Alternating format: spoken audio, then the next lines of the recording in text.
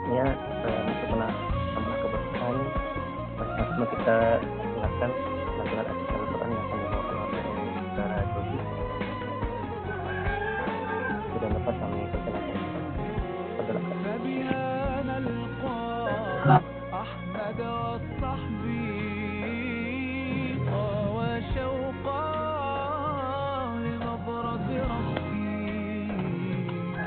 سلام راحة أمن بها ما لم تر عين ندعوك فلا تحرمنا جنة جنة هذا ما تمنى فالدنيا تبلى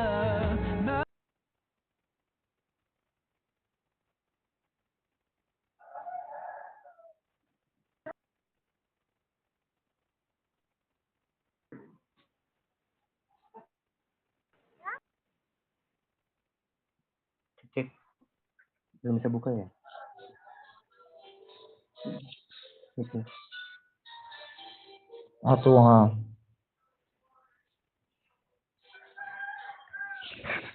aku mau peluk muka aku dulu nah.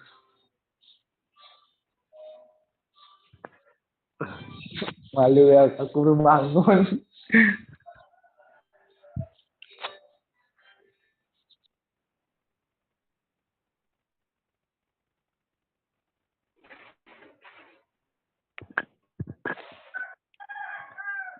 Halo Jody.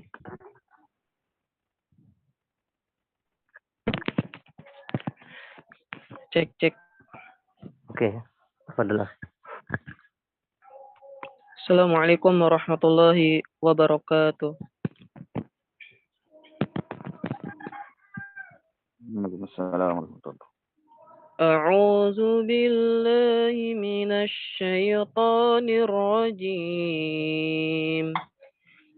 Bismillahirrahmanirrahim. Lillahi ma fis samawati wa ma fil ardh. وإن تبدوا ما في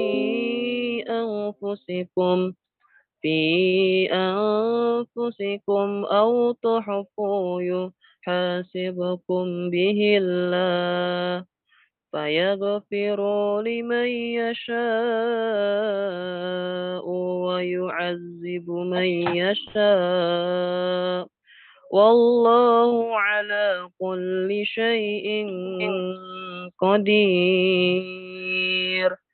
آمن الرسول بما أنزل إليه من ربه والمؤمنون كل آمن بالله وملائكته وكتبه ورسله لا نفرق بين أحد من رسله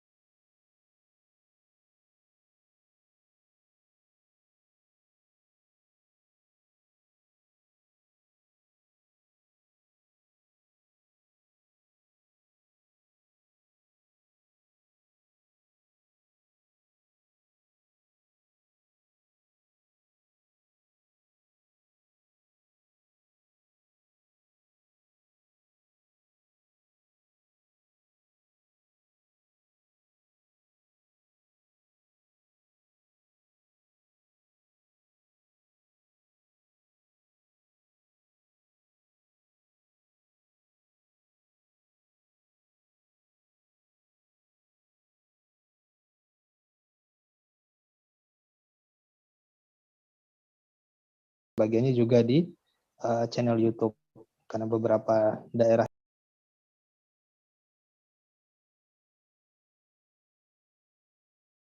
di kesempatan hari ini, dan semoga ini bisa bermanfaat bagi kehidupan kita bersama-sama dan menjadi pahala terbaik kita di bulan suci Ramadan ini.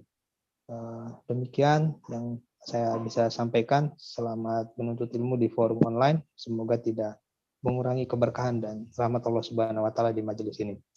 Assalamualaikum warahmatullahi wabarakatuh. Waalaikumsalam warahmatullahi wabarakatuh. Jazakallah khair kepada Ustaz Iwan sudah menyampaikan sambutannya, beberapa patah kata untuk mengawali. Jadi kita masuk ke acara inti buat kita pada pagi hari, insya Allah. Nah, kita akan dibersamai oleh Dr. Tuan Guru Haji Khailid SMA. Beliau merupakan pimpinan pondok Pondok Pesantren As-Sohwa Al-Islamiyah Lombok Barat. Dan alhamdulillah sudah bersama kami di tengah-tengah, sama kita ya, tengah-tengah kita. Assalamualaikum Ustaz. Waalaikumsalam warahmatullahi wabarakatuh. Bagaimana kabarnya Ustaz? Alhamdulillah, sehat. Alhamdulillah. Insya Allah Khailid akan membawakan sebuah tema yang luar biasa ya, tepatan dengan bulan Ramadan dan di akhir bulan Ramadan ini, itu terkait bagaimana kehidupan kita itu berada di bawah naungan Al-Quran. Dan untuk itu, untuk mempersingkat waktu dan memaksimalkan waktunya, kami persilakan waktu ke tempat tafadhol masykuran Ustaz menyampaikan materinya. Ada kemarin slide yang saya kirim. Bisa di ini nanti ya. Iya, Ustaz. Nah, tengah ini supaya lebih fokus maksudnya. Oke. Bismillahirrahmanirrahim. Assalamualaikum warahmatullahi wabarakatuh. Alhamdulillah alladzi bi ni'matihi tatimmus shalihat. Alhamdulillah alladzi allafa baina qulubina fa asbahna bi ni'matihi ikhwana. Asyhadu an la ilaha illallah wa asyhadu anna Muhammadan abduhu wa rasuluh. Allahumma salli wa sallim wa barik ala nabiyyina Muhammad wa ala alihi wa ashabihi wa man tabi'ahum bi ihsanin ila yaumiddin, amma ba'du. Allahumma inna nas'aluka ilman nafi'a wa rizqan thayyiba wa amalan mutaqabbala. Para hadirin, shaimin, shaimat, ikhwani fillah, mahasiswa, mahasiswi Universitas Teknologi Sumbawa yang sama-sama kita cintai dan sama-sama kita banggakan. Ustaz Iwan, moderator, dan para mentor, kakak-kakak kita, para mentor yang saya hormati dan saya banggakan. Puji dan syukur hadirat Allah Subhanahu wa taala pada kesempatan pagi hari yang cerah ini. Alhamdulillah Allah Subhanahu wa taala memberikan taufik dan hidayahnya kepada kita semua. Alhamdulillah Allah Subhanahu wa taala memberikan kesempatan, kesehatan, umur panjang kepada kita semua. Alhamdulillah pagi hari ini Allah Subhanahu wa taala memberikan nikmat berjamaah kepada kita semua. Alhamdulillah Allah Subhanahu wa taala memberikan nikmat umur panjang kepada kita semua. Sehingga pagi hari yang cerah ini kita bisa bersua, kita bisa bersilaturahmi walaupun hanya sekedar lewat online, lewat aplikasi Zoom ini. Kita berdoa kepada Allah Subhanahu wa taala semoga ibadah puasa kita yang sampai dengan hari yang ke-26 ini bisa diterima, bisa diberkahi oleh Allah Subhanahu wa taala. Semoga amal ibadah kita sampai dengan saat sekarang ini bisa menjadi prestasi amal yang membanggakan kita kelak di hadapan Allah Subhanahu wa taala. Amin ya rabbal alamin. Pertama-tama saya ingin mengajak pribadi dan kita semua yang hadir pada kesempatan yang berbahagia ini. Saya ingin mengajak kepada kita semuanya, mari kita mentajadid niat kita. Mari kita memperbaharui niat kita, mari kita memperbaiki niat kita bahwa kita hadir walaupun hanya sekedar online, semata-mata ikhlas dan mencari keridhaan Allah Subhanahu wa taala. Imam Ibnu Mubarak pernah mengatakan rubba amalin shagirin tu'azzimuhu an-niyatu wa rubba amalin kabirin tusaghiruhu an-niyyah. Berapa banyak amalan-amalan sederhana, berapa banyak amalan-amalan yang sifatnya dunia yang tidak berpahala. Tapi karena niatnya ikhlas untuk mencari keridhaan Allah Subhanahu wa taala, maka amalan dunia tersebut berubah menjadi amalan-amalan akhirat, artinya berpahala di sisi Allah Subhanahu wa taala. Makan kita, minum kita, berolahraga kita dan sejenis yang merupakan amalan dunia. Itu semua apabila kita niatkan karena Allah, itu semua kita niatkan untuk mencari keridhaan Allah, maka itu berpahala di sisi Allah Subhanahu wa taala. Tapi sebaliknya, banyak sekali amalan-amalan akhirat seperti sholat kita, ngaji kita, ya, tilawah kita, berhaji kita, tetapi karena niatnya tidak baik, ya, ada unsur riyaknya, ada ujubnya, ada takaburnya, ya, ada sombongnya dan sebagainya, maka amalan-amalan tadi berubah dia menjadi amalan dunia karena disebabkan karena niat kita yang tidak baik, ya, bukan karena Allah Subhanahu wa taala. Maka saya mengajak pribadi dan kita semua yang hadir pada kesempatan ini, mari kita memperbaiki niat kita bahwa kita semua hadir pada kesempatan ini hanya karena Allah, ikhlas untuk mencari keridhaan Allah Subhanahu wa taala. Para hadirin, shaimin, shaimat atau para mahasiswa dan mahasiswi UTS yang sama-sama kita banggakan, insya Allah tema kita pada kesempatan yang berbahagia ini adalah fi dhilalil Quran, ya, di bawah naungan Al-Quran. Tema spesifiknya adalah Ramadan dan Al-Quran. Kita mulai yang pertama, poin yang pertama. Poin yang pertama yang ingin saya sampaikan pada kesempatan yang berbahagia ini, mumpung masih bulan Ramadan, ya. Yang pertama, kata para ulama, Ramadan itu diambil ia dari kata ar-ramad yang artinya panas. Karena biasanya cuaca pada bulan Ramadan itu panas sekali, ya. Mungkin Hidir dan teman-temannya tahu yang pernah di Sudan gitu, bagaimana suasana di negara-negara Arab kalau sudah kalau sudah bulan Ramadan itu suasananya panas sekali. Saya sendiri pernah menemukan antara 45 sampai dengan 50 derajat, ya, ketika pada bulan Ramadan. Maka tidak heran, ya, orang-orang Arab, ya, mengambil kata Ramadan itu dengan, ya, agar bahasanya ar-ramad yang artinya panas karena memang cuaca biasanya pada bulan Ramadan itu panas sekali. Kemudian yang kedua, Imam Al-Qurtubi di dalam sebuah ungkapannya pernah mengatakan bahwa kalimat Ramadan atau lafaz Ramadan, ya, sumya Ramadan li'annahu, kata beliau, yarmidu dzunub ayahrikuha bil a'mali shalihah. Ramadan dikatai Ramadan karena Ramadan tersebut bisa membakar dosa-dosa manusia. Ramadan disebut ia dengan bulan Ramadan karena bulan Ramadan tersebut bisa menghanguskan, ya, dosa-dosa manusia disebabkan karena apa? Karena banyaknya amal soleh yang dikerjakan oleh manusia, khususnya orang yang berpuasa pada bulan Ramadan. Intinya semakin banyak amal soleh yang kita lakukan pada bulan Ramadan, maka insya Allah itu semua akan menghanguskan, akan membakar, ya, akan menghapus dosa-dosa kita di sisi Allah Subhanahu wa taala. Contoh yang pertama misalnya berpuasa. Rasulullah Shallallahu alaihi wasallam mengatakan, man shoma ramadhana imanan wa ihtisaban ghufira lahu ma taqaddama min dzambi. Barang siapa yang berpuasa, ini baru satu amalan, yaitu berpuasa saja. Tentu dengan keimanan kepada Allah, mengharap pahala dari Allah Subhanahu wa taala, maka dosa-dosa kita diampuni oleh Allah Subhanahu wa taala. Ini baru berpuasa saja. Itu bisa menghanguskan dan bakar dosa-dosa kita di sisi Allah Subhanahu wa taala. Di dalam hadis yang lain Rasulullah Shallallahu alaihi wasallam pernah mengatakan, man qama ramadhana, barang siapa yang qiyam Ramadan. Maksudnya tarawihkah dia, tahajudkah dia, atau mungkin melakukan amal-amal soleh, ya, sholat dan sebagainya pada bulan Ramadan, maka insya Allah qiyamnya tersebut bisa membakar dosa-dosa manusia. Kemudian ada hadis lain yang juga yang mengatakan, man qama lailatal qadri imanan wa ihtisaban ghufira lahu ma taqaddama min dzambi. Barang siapa yang menghidupkan, ya, malam Lailatul Qadar. Maksudnya di 10 akhir bulan Ramadan ini dengan penuh keimanan, dengan mengharap pahala dari Allah Subhanahu wa taala, maka dosa-dosa kita akan, ya, maka dosa-dosa kita akan diampuni oleh Allah Subhanahu wa taala. Jadi sebagaimana arti dari Ramadan tersebut, ya, semakin banyak amal soleh yang kita kerjakan, semakin banyak ketakwaan yang kita lakukan pada bulan Ramadan, maka insya Allah itu semua bisa menghanguskan, bisa membakar dan menghapus dosa-dosa kita di sisi Allah Subhanahu wa taala. Kemudian selanjutnya, ikhwatu fillah, mari kita konsentrasi dan lihat di slide-nya masing-masing. Yang pertama tadi, lafaz Ramadan, ya, kalimat Ramadan itu terdiri ia dari 5 huruf. Jadi lafaz Ramadan, ra, mim, dad, ya, alif dan nun itu terdiri ia dari 5 huruf. Yang pertama adalah lafaz Ramadan, Ramadan. Huruf yang pertama adalah ra. Yang kata para ulama artinya adalah rahmah. Rahmah itu artinya limpahan kasih sayang dari Allah Subhanahu wa taala.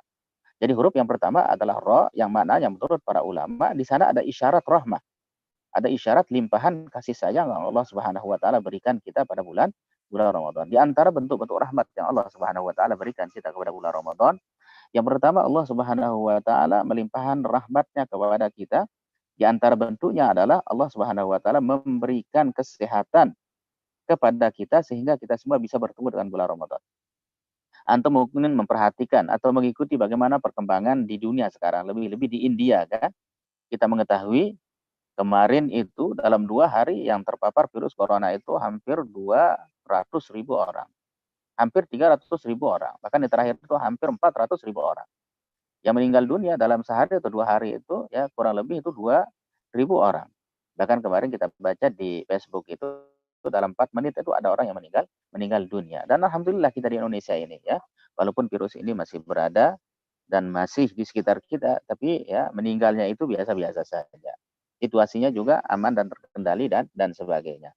Jadi kesehatan yang Allah Subhanahu wa taala berikan kepada kita ini sangat luar biasa. Ini merupakan bentuk rahmat dari Allah Subhanahu wa taala dan alhamdulillah Allah kasih rahmat kepada kita semua ya. Allah kasih kesehatan kepada kita semua sehingga kita semua bisa beribadah secara maksimal pada bulan Ramadan ini. Kemudian di antara bentuk rahmat Allah Subhanahu wa taala pada bulan Ramadan ini Allah kasih kita kesempatan bisa bertemu dengan bulan Ramadan. Ya. Mungkin tahun kemarin ya Bapak kita membersamai kita, keluarga kita atau istri dan anak-anak kita bersamai kita pada bulan Ramadan tahun kemarin. Tetapi pada bulan ini ya Masya Allah, mungkin ada di antara yang kita sebutkan tadi tidak bersamai kita. Mungkin ada yang meninggal dunia, ya. Mungkin Allah Subhanahu wa taala cabut nyawa beliau dan sebagainya, ya. Bagi ada yang sudah meninggal dunia, bapak-bapak kita yang meninggal dunia, semoga Allah Subhanahu wa taala memberikan rahmat, ampunan kepada orang-orang yang sudah meninggal dunia di antara keluarga kita. Sekali lagi, salah satu bentuk rahmat Allah Subhanahu wa taala kepada kita, Allah kasih kita kesempatan bertemu dengan bulan Ramadan. Kalau kita perhatikan saudara-saudara kita yang ada di Palestina sana, Masya Allah, itu sampai dengan saat sekarang itu mereka diintimidasi oleh orang-orang yang memusuhi ya orang-orang Islam yang ada di sana. Israel ya setiap hari, mungkin setiap malam ya masih ya memusuhi saudara-saudara kita, masih mengintimidasi, bahkan mungkin masih mengadakan penyerangan ke Masjidil Aqsa dan sebagainya.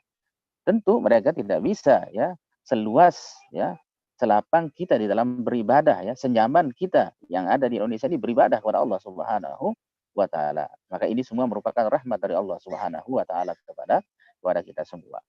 Di antara bentuk rahmat Allah Subhanahu wa taala yang Allah kasih kita kepada bulan Ramadan ini, coba antum perhatikan ya, ketika kita berbuka puasa, Masya Allah. Menu-menu berbuka puasa kita itu beraneka ragam.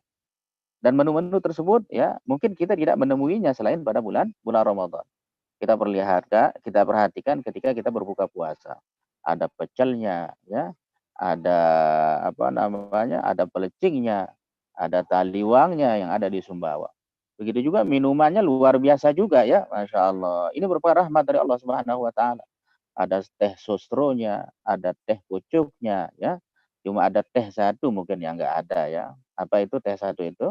THR katanya ya. THR ya. THR, tunjangan hari Rabu katanya. Itu aja yang enggak ada, Masya Allah. Ini merupakan sekali lagi rahmat dari Allah Subhanahu wa taala. Dan ini menandakan bahwa Ramadan adalah bulan yang penuh dengan rahmat dari Allah Subhanahu wa taala. Kemudian huruf yang kedua ya dari lafaz Ramadan adalah huruf mim yang kata para ulama artinya maghfirah, ampunan dari Allah Subhanahu wa taala. Ramadan hadir di tengah kita saudara-saudara sekalian ya. Momentum Ramadan ya hadir di tengah-tengah kita. Inilah kesempatan bagi kita untuk meminta ampun kepada Allah Subhanahu wa taala, untuk kembali kepada Allah Subhanahu wa taala, untuk bertobat kepada Allah Subhanahu wa taala. Ada segala dosa, ada segala maksiat yang pernah kita lakukan di atas dunia ini. Tidak ada manusia yang tidak bersalah. Tidak ada manusia yang tidak tergelincir pada maksiat dan dosa kepada Allah Subhanahu wa taala. Ramadan hadir di tengah kita, mari kita merapat kepada Allah Subhanahu wa taala. Mari kita mendekat kepada Allah Subhanahu wa taala dengan cara ya berhenti melakukan dosa. Dengan cara yang menyesal atas dosa yang pernah kita lakukan. Dengan cara bertekad untuk tidak mengulangi dosa. Dan apabila dosa kita berhubungan dengan sesama manusia, mari kita minta ya diikhlaskan ya. Mari kita minta supaya dimaafkan ya, supaya dosa-dosa kita bersih di sisi Allah Subhanahu wa taala. Ada satu hadis dari Rasulullah Shallallahu alaihi wasallam dan mungkin ini ya harus menjadi perhatian kita semua. Hadis itu mengatakan wa raghima an rajulin dakhala alaihi Ramadan suman salaha qabla ay yughfara lahu. Celakalah seorang hamba Rugilah seorang hamba. Dikasih Allah kesempatan bertemu dengan bulan Ramadan. Dikasih Allah Subhanahu wa taala ya kesempatan bertemu dengan bulan Ramadan. Dikasih Allah Subhanahu wa taala umur panjang bertemu dengan bulan Ramadan. Ramadan berakhir, tetapi dosa-dosa kita tidak diampuni oleh Allah Subhanahu wa taala. Maka celaka kita. Kita berada dalam bulan yang penuh dengan maghfirah Allah. Kita berada dalam semua momentum di mana Allah Subhanahu wa taala banyak sekali mengampuni hamba-hambanya. Ramadan berakhir tapi ternyata dosa-dosa kita tidak diampuni oleh Allah Subhanahu wa taala. Maka mari ya kita bermuhasabah diri gitu. Kalau ternyata Masya Allah masih banyak maksiat yang kita lakukan sampai tanggal 26 Ramadan ini, takutlah kita Ramadan ini berakhir ternyata dosa-dosa kita tidak diampuni oleh Allah Subhanahu wa taala. Imam Ibnu Rajab yang menukil sebuah perkataan salaf, beliau mengatakan apabila pada bulan Ramadan ini kita tidak diampuni oleh Allah, apabila pada bulan yang penuh dengan maghfirah ini kita tidak diampuni oleh Allah Subhanahu wa taala, lalu bagaimana Allah Subhanahu wa taala mengampuni kita pada bulan-bulan selain bulan Ramadan? Artinya, pada bulan Ramadan ini Allah banyak sekali menurunkan maghfirahnya kepada hamba-hambanya. Artinya pada bulan Ramadan ini Allah banyak sekali mengampuni ya hamba-hambanya pada bulan Ramadan ini. Tetapi gitu, selesai Ramadan ternyata maksiat kita jalan terus. Ternyata dosa kita jalan terus ya. Lalu bagaimana Allah Subhanahu wa taala akan mengampuni dosa-dosa kita selain pada bulan Ramadan? Maka Ramadan hadir sekali lagi di tengah kita ya. Mari kita kembali kepada Allah, mari kita banyak beristighfar kepada Allah supaya kita semua diampuni oleh Allah Subhanahu wa taala. Kemudian lafaz ya dari Ramadan huruf yang ketiganya adalah huruf dot. Yang kata para ulama artinya adalah domanul jannah, jaminan masuk dalam surganya Allah Subhanahu wa taala. Maka saya mengajak pribadi dan kita semua yang hadir pada kesempatan yang berbahagia ini, jangan kita sepelekan puasa pada bulan Ramadan. Jangan kita anggap ya main-main ya ketika kita berada pada bulan Ramadan. Dan sekali lagi jangan kita anggap enteng amal-amal yang ada pada bulan Ramadan. Kenapa?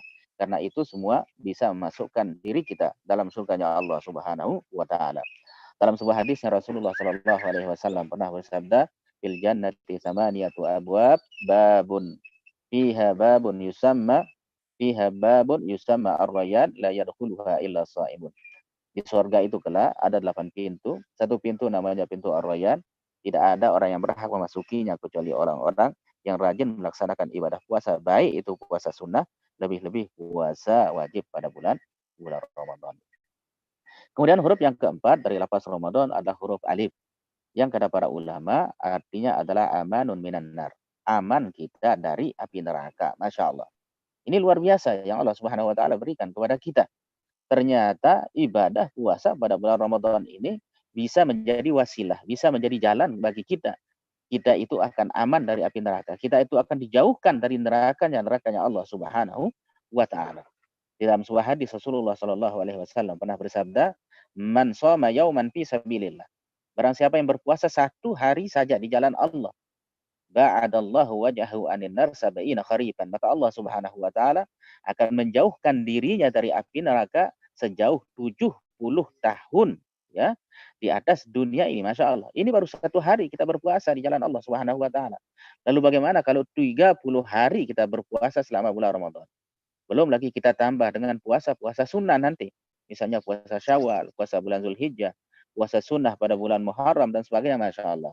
Tentu ini akan menjauhkan diri kita dari ya api nerakanya Allah Subhanahu wa taala. Jadi sekali lagi satu hari saja jasad kita akan dijauhkan ya sepanjang 70 tahun ya dari api neraka. Lalu bagaimana gitu kalau 30 hari? Atau mungkin kita tambah dengan puasa-puasa sunnah lainnya, tentu kita semua akan semakin jauh dari nerakanya Allah Subhanahu wa taala. Kemudian huruf yang terakhir dari lafaz Ramadan adalah huruf nun, yang artinya menurut para ulama adalah nurun min anwarillah, cahaya-cahaya Allah Subhanahu wa taala.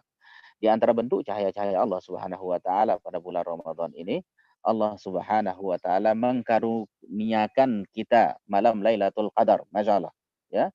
Allah ya kasih kita satu malam di mana kita beribadah di dalamnya itu ya kurang lebih pahalanya adalah 1000 bulan atau 83 tahun. Maka saya mengajak kita semua ya, mumpung Allah kasih kita kesempatan bertemu dengan bulan Ramadan, mumpung Allah Subhanahu wa taala kasih kesehatan bertemu dengan bulan Ramadan, mari kita maksimalkan ya untuk mendapatkan cahaya-cahaya Allah pada bulan Ramadan. Kenapa? Kalau ternyata ya di bulan Ramadan ini, yang tahun ini kita tidak maksimal, tidak ada jaminan sebenarnya bagi kita bisa bertemu tahun depan, bisa bertemu dengan bulan Ramadan. Ya, mumpung Allah kasih kesempatan pada kita pada bulan Ramadan ini, mumpung Allah Subhanahu Wa Taala kasih kesehatan, karena tidak ada yang menjamin ya. Mungkin kita bertemu bulan Ramadan pada tahun yang akan datang, tapi Allah ya atau kita tidak dijamin tidak mendapatkan kesempatan kesehatan bisa bertemu dengan bulan Ramadan. Apa yang dilakukan oleh Rasulullah SAW pada 10 akhir pada bulan Ramadan ini, Masya Allah diceritakan. Karena yajtahidu fil ashril awakhir ma la yajtahidu fi ghairihi.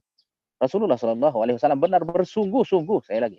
Rasulullah benar-benar fokus ya, melebihi kefokusannya pada hari-hari sebelum 10 akhir bulan Ramadan. Ini yang dilakukan oleh Rasulullah SAW ya. Secara sederhananya frekuensi ibadahnya Rasulullah SAW itu semakin tebal. Beda sama kita ya. Semakin tipis dia kalau 10 akhir bulan Ramadan. Kalau Rasulullah SAW ya semakin pesimis, tetapi kalau kita ampura semakin ya, kalau Rasulullah semakin ya, maka optimis, kalau kita itu semakin pesimis ya di 10 akhir bulan Ramadan. Kalau Rasulullah SAW semakin kuat beribadahnya, beda lagi dengan kita ya, semakin ya, kita loyo di 10 akhir bulan Ramadan. Dan di antara ya ibadah-ibadah atau kiat-kiat atau semacam apa namanya yang amal ibadah yang beliau lakukan pada bulan Ramadan sebagaimana disebutkan dalam hadis tersebut, bahwa Rasulullah SAW di 10 akhir bulan Ramadan itu syadda mi'dzarahu. Beliau mengencangkan ikat pinggang. Ini merupakan kiasan bagaimana Rasulullah SAW sementara waktu menjauhi istri-istrinya, tidak menggauli istrinya. Kenapa? Untuk fokus ya menyambut 10 akhir bulan Ramadan. Fokus beliau untuk beribadah pada bulan Ramadan. Tidak itu saja. Bahkan dalam hadis tersebut disebutkan ahya lailahu. Rasulullah menghidupkan malam-malamnya, Masya Allah. Tentu menghidupkan malam tersebut dengan banyak beribadah kepada Allah, dengan banyak qiyamul lail, dengan banyak tilawah Al-Quran, dengan banyak membaca Al-Quran, dengan banyak bersedekah, berimpak ya, dengan banyak beristighfar, bertobat kepada Allah Subhanahu wa Ta'ala.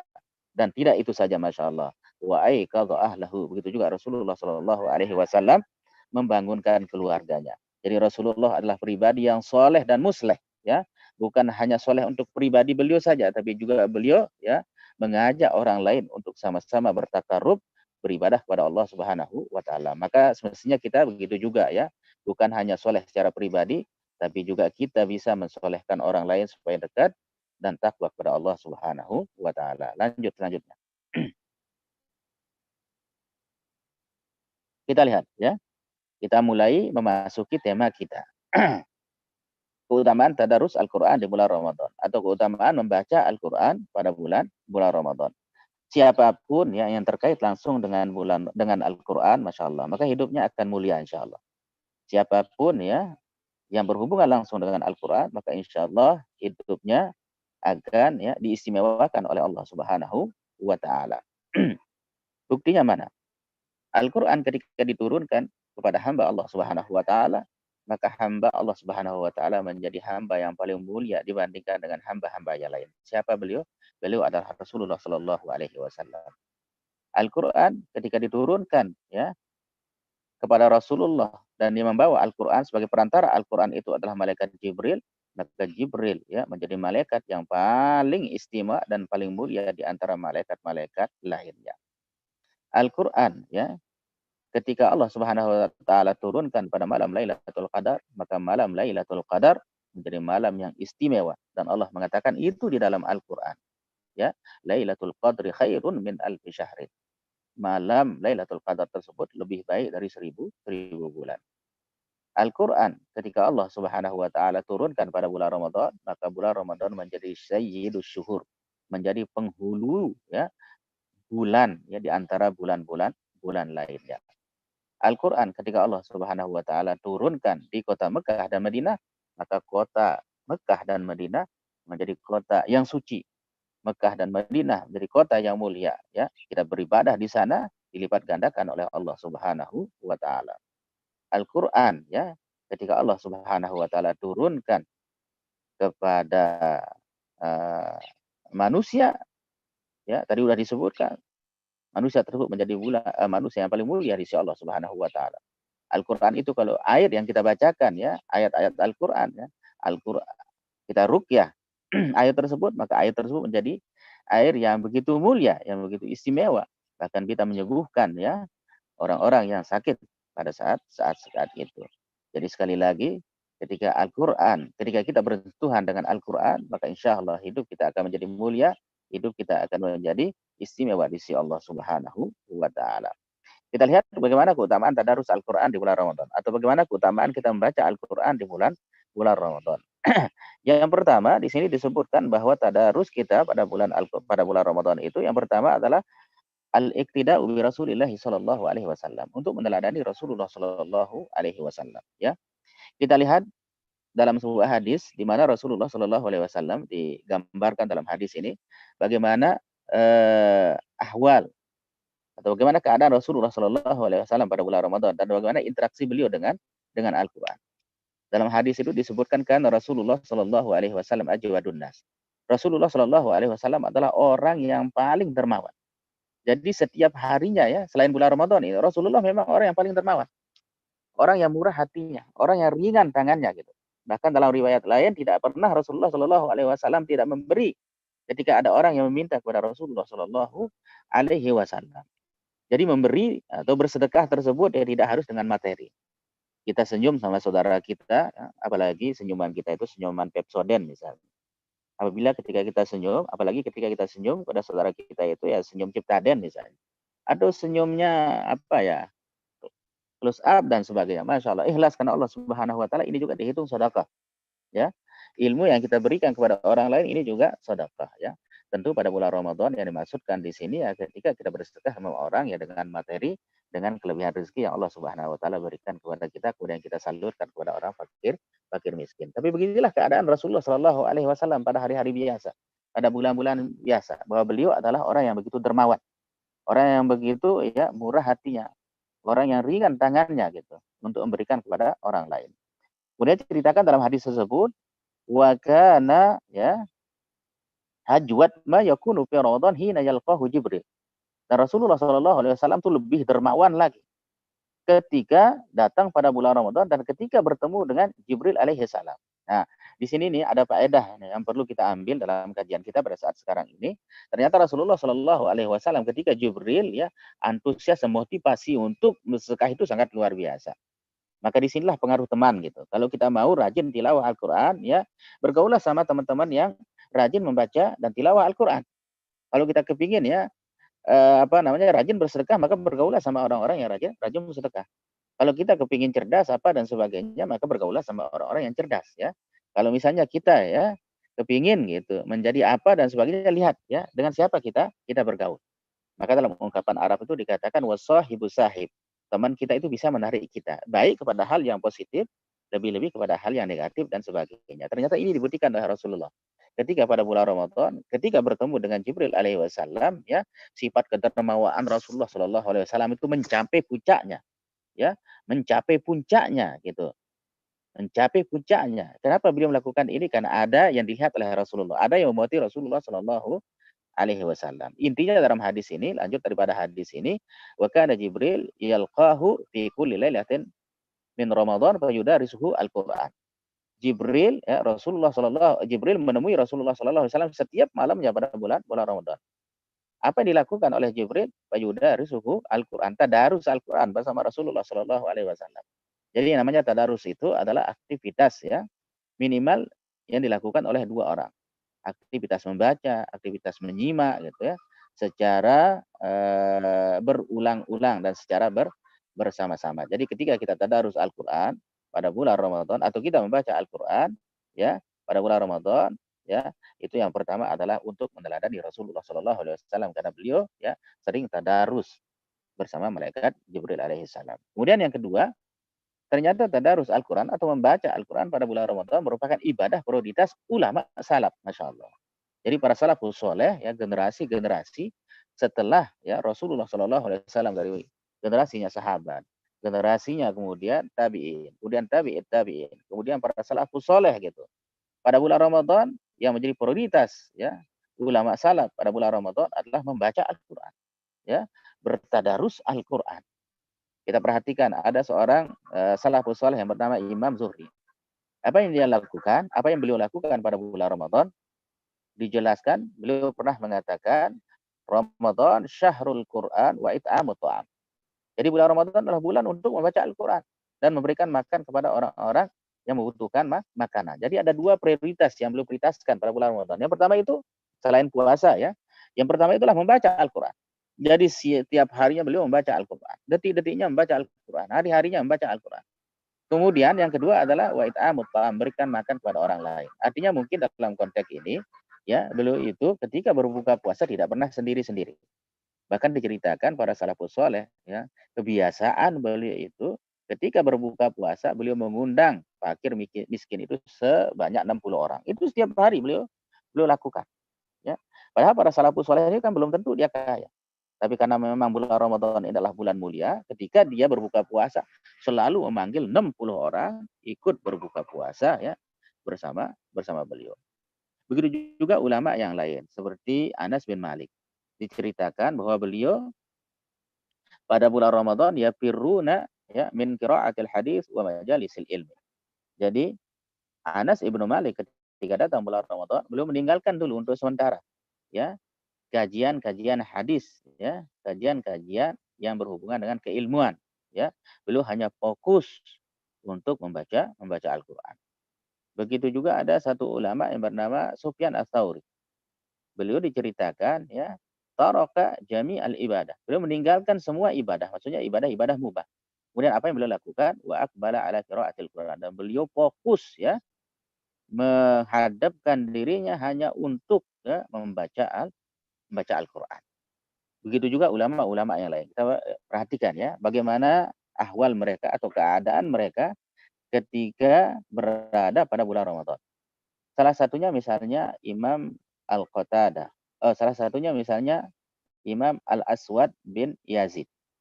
Diceritakan yakhtimu Al-Quran fi kulli lailataini. Jadi beliau biasa membaca Al-Quran, beliau biasa menghatamkan Al-Quran satu kali dalam dua malam. Jadi malam pertama beliau dapat 15 juz, malam keduanya ya 15 juz. Hatam dia satu kali dalam 2 malam. Ada Imam Al-Qatadah bin Di'amah. Beliau pada hari-hari biasa atau bulan-bulan biasa selain bulan Ramadan, beliau biasa menghatamkan Al-Quran satu kali dalam sepekan. Apabila datang bulan Ramadan, beliau itu menghatamkan satu kali dalam 3 hari Al-Quran. Apabila datang 10 akhir bulan Ramadan, ya saat kita sekarang ini, beliau menghatamkan setiap malamnya atau setiap harinya ya Al-Quran pada 10 akhir bulan Ramadan. Imam Syafi'i, Masya Allah, ya ada muridnya pernah mengatakan, yakhtimu Al-Quran fi Ramadan sittina khatmatan. Imam Syafi'i kalau bulan Ramadan, beliau bisa menghatamkan 60 kali Al-Quran. Masya Allah. Artinya sehari itu beliau menghatamkan 2 kali Al-Quran. 30 hari Ramadan beliau bisa menghatamkan 60 kali Al-Quran. Masya Allah. Artinya detik-detiknya ya, waktu-waktunya ya, beliau lakukan hanya untuk beribadah dan fokus untuk membaca Al-Quran. Ya.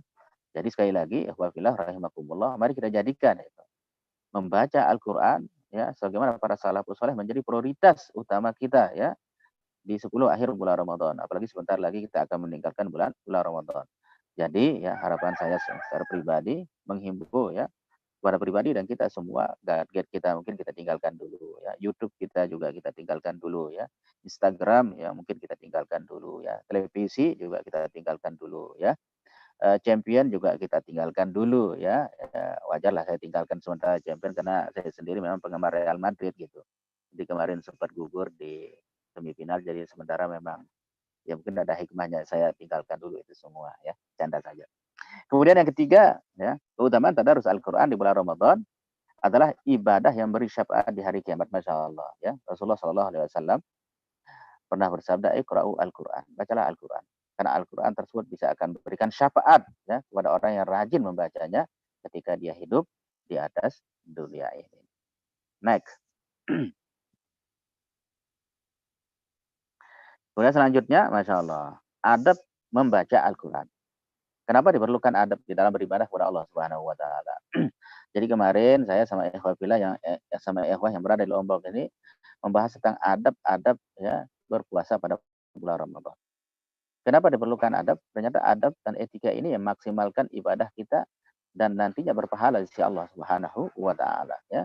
Tanpa adanya adab, Masya Allah, mungkin kita mendapatkan pahala, tapi mungkin pahala kita itu akan tergerus atau mungkin pahala kita itu akan sedikit dibandingkan kita beradab ketika kita beribadah kepada Allah Subhanahu wa taala. Maka pada slide selanjutnya ini kita akan bicara tentang adab kita membaca Al-Qur'an. Yang pertama adalah dalam keadaan suci. Usahakan sekali ya kita membaca Al-Qur'an. Kenapa dalam keadaan suci? Karena Al-Qur'an itu bukan kalam manusia. Al-Qur'an itu merupakan kalam Allah, firman Allah Subhanahu wa taala yang diturunkan kepada Rasulullah Shallallahu alaihi wasallam dengan perantara malaikat Jibril yang apabila kita baca akan mendapatkan pahala dari Allah Subhanahu wa taala. Ini bedanya Al-Qur'an dengan yang lainnya ya. Kalau hadis ya, kalau kita baca belum tentu kita berpahala, kecuali mungkin kalau kita tahu maknanya mungkin berpahala. Atau mungkin kitab-kitab yang lain ya. Ngertikah kita? Tidak ngerti kita, maka dia tidak berpahala. Tetapi kalau Al-Qur'an, Masya Allah, ngerti kita akan mendapatkan pahala. Tidak ngerti kita akan mendapatkan pahala. Lancar kita membacanya, maka kita akan mendapatkan pahala. Terbata-bata kita ya, kita berat untuk membaca Al-Qur'an tersebut, tapi kita berusaha setiap hari untuk membaca Al-Qur'an, maka kita akan mendapatkan pahala dari Allah Subhanahu wa taala. Jadi adab yang pertama adalah dalam keadaan suci. Suci lahir dan batin, Masya Allah. Kalau secara lahir, ya jasad kita ini harus suci dia, badan kita ini harus suci dia dari lahirnya, dari hadas kecilnya, lebih dari hadas besarnya, ya. Yang perempuan mungkin dari haid, nifas dan sejenisnya. Begitu juga diharapkan adalah suci tadi lahir dan batin kita. Ya batin kita juga harus suci.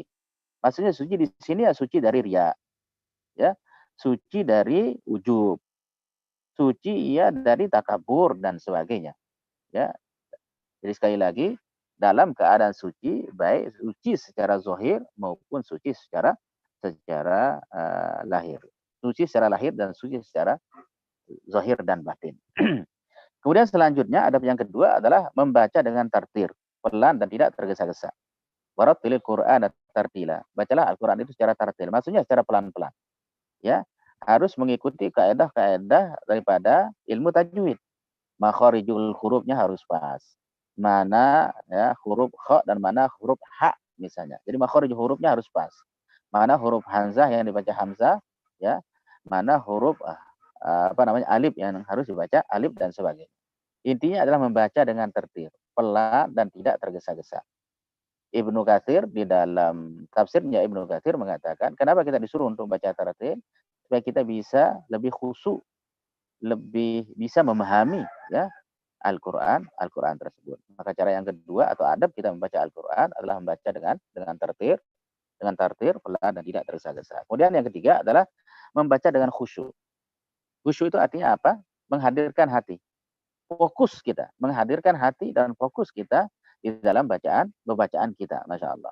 Jadi kalau antum mau benar-benar khusyuk dalam membaca Al-Quran, sekali lagi ya tinggalkan hal-hal yang bisa mengganggu ketika kita ingin khusyuk membaca Al-Quran. Tinggalkan HP kita, gadget kita, ya, mungkin televisi kita, atau mungkin ya hal-hal yang berkaitan yang tidak menyamankan kita atau tidak mengkhusyukkan kita ketika baca Al-Quran. Kalau dulu para salafus soleh, kalau kepingin mereka khusyuk membaca Al-Quran, dicari tempat-tempat yang sepi. Sengaja menjauhkan dirinya dari kerumunan manusia dan sebagainya, dengan tujuan supaya mereka lebih bisa menghadirkan hati, lebih khusyuk dalam membaca Al-Quran. Kemudian yang keempat adalah membaguskan suara saat membaca Al-Quran. Masya Allah. Ya. Membaguskan suara saat membaca Al-Quran. Jadi suara kita ini merupakan karunia dari Allah Subhanahu wa Ta'ala. Kalau kita bernyanyi, bahasanya bisa kita baguskan suara kita. Ya. Kalau kita nyanyi atau mungkin ya bersuara dan sebagainya, itu bisa kita baguskan suara kita.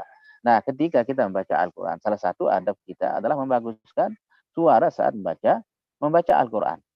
Maka Rasulullah Shallallahu Alaihi Wasallam pernah bersabda, bukan masuk dalam golongan kami orang yang tidak membaguskan suaranya ketika dia membaca Al-Quran. Ya, banyak sekali sekarang para imam-imam yang berada ya di Timur Tengah atau mungkin di Indonesia sendiri. Ya. Itu bisa kita ikuti suara-suara mereka. Ada Sudes, ya, ada yang senang sama Surem, atau mungkin imam-imam yang lainnya, Al-Hulaifi, dan sebagainya ya. Jadi adab yang selanjutnya adalah membaguskan suara saat baca Al-Quran. Kemudian selanjutnya adab yang keempat adalah dimulai dengan al-isti'adzah. Al-isti'adzah lafaznya adalah a'udzubillahi minasyaitonirrajim. Jadi ada dua bentuk isti'adzah ya, ikhwan fillah rahimakumullah. Bisa kita membaca al-isti'adzah ini dengan a'udzubillahis samiil alim minasyaitonirrajim. Bisa seperti itu. Sekali lagi, Rasulullah Shallallahu alaihi wasallam pernah membaca a'udzubillahis samiil alim minasyaitonirrajim. Ya, atau mungkin bentuk isti'adzah yang kedua lafaznya adalah seperti biasa yang sering kita dengar, a'udzubillahi minasyaitonirrajim. Ya. Menurut Asy-Syafi'i dan Al-Hanafi inilah yang dipilih. Yang keduanya tadi, a'udzubillahi minasyaitonirrajim, bismillahirrahmanirrahim. Kalau ada yang mau seperti yang pertama tadi juga tidak masalah, karena Rasulullah Shallallahu alaihi wasallam juga pernah membaca seperti itu isti'adzahnya. A'udzubillahis samiil alim minasyaitonirrajim. Atau yang kedua tadi a'udzubillahi minasyaitonir rajim. Kemudian selanjutnya next.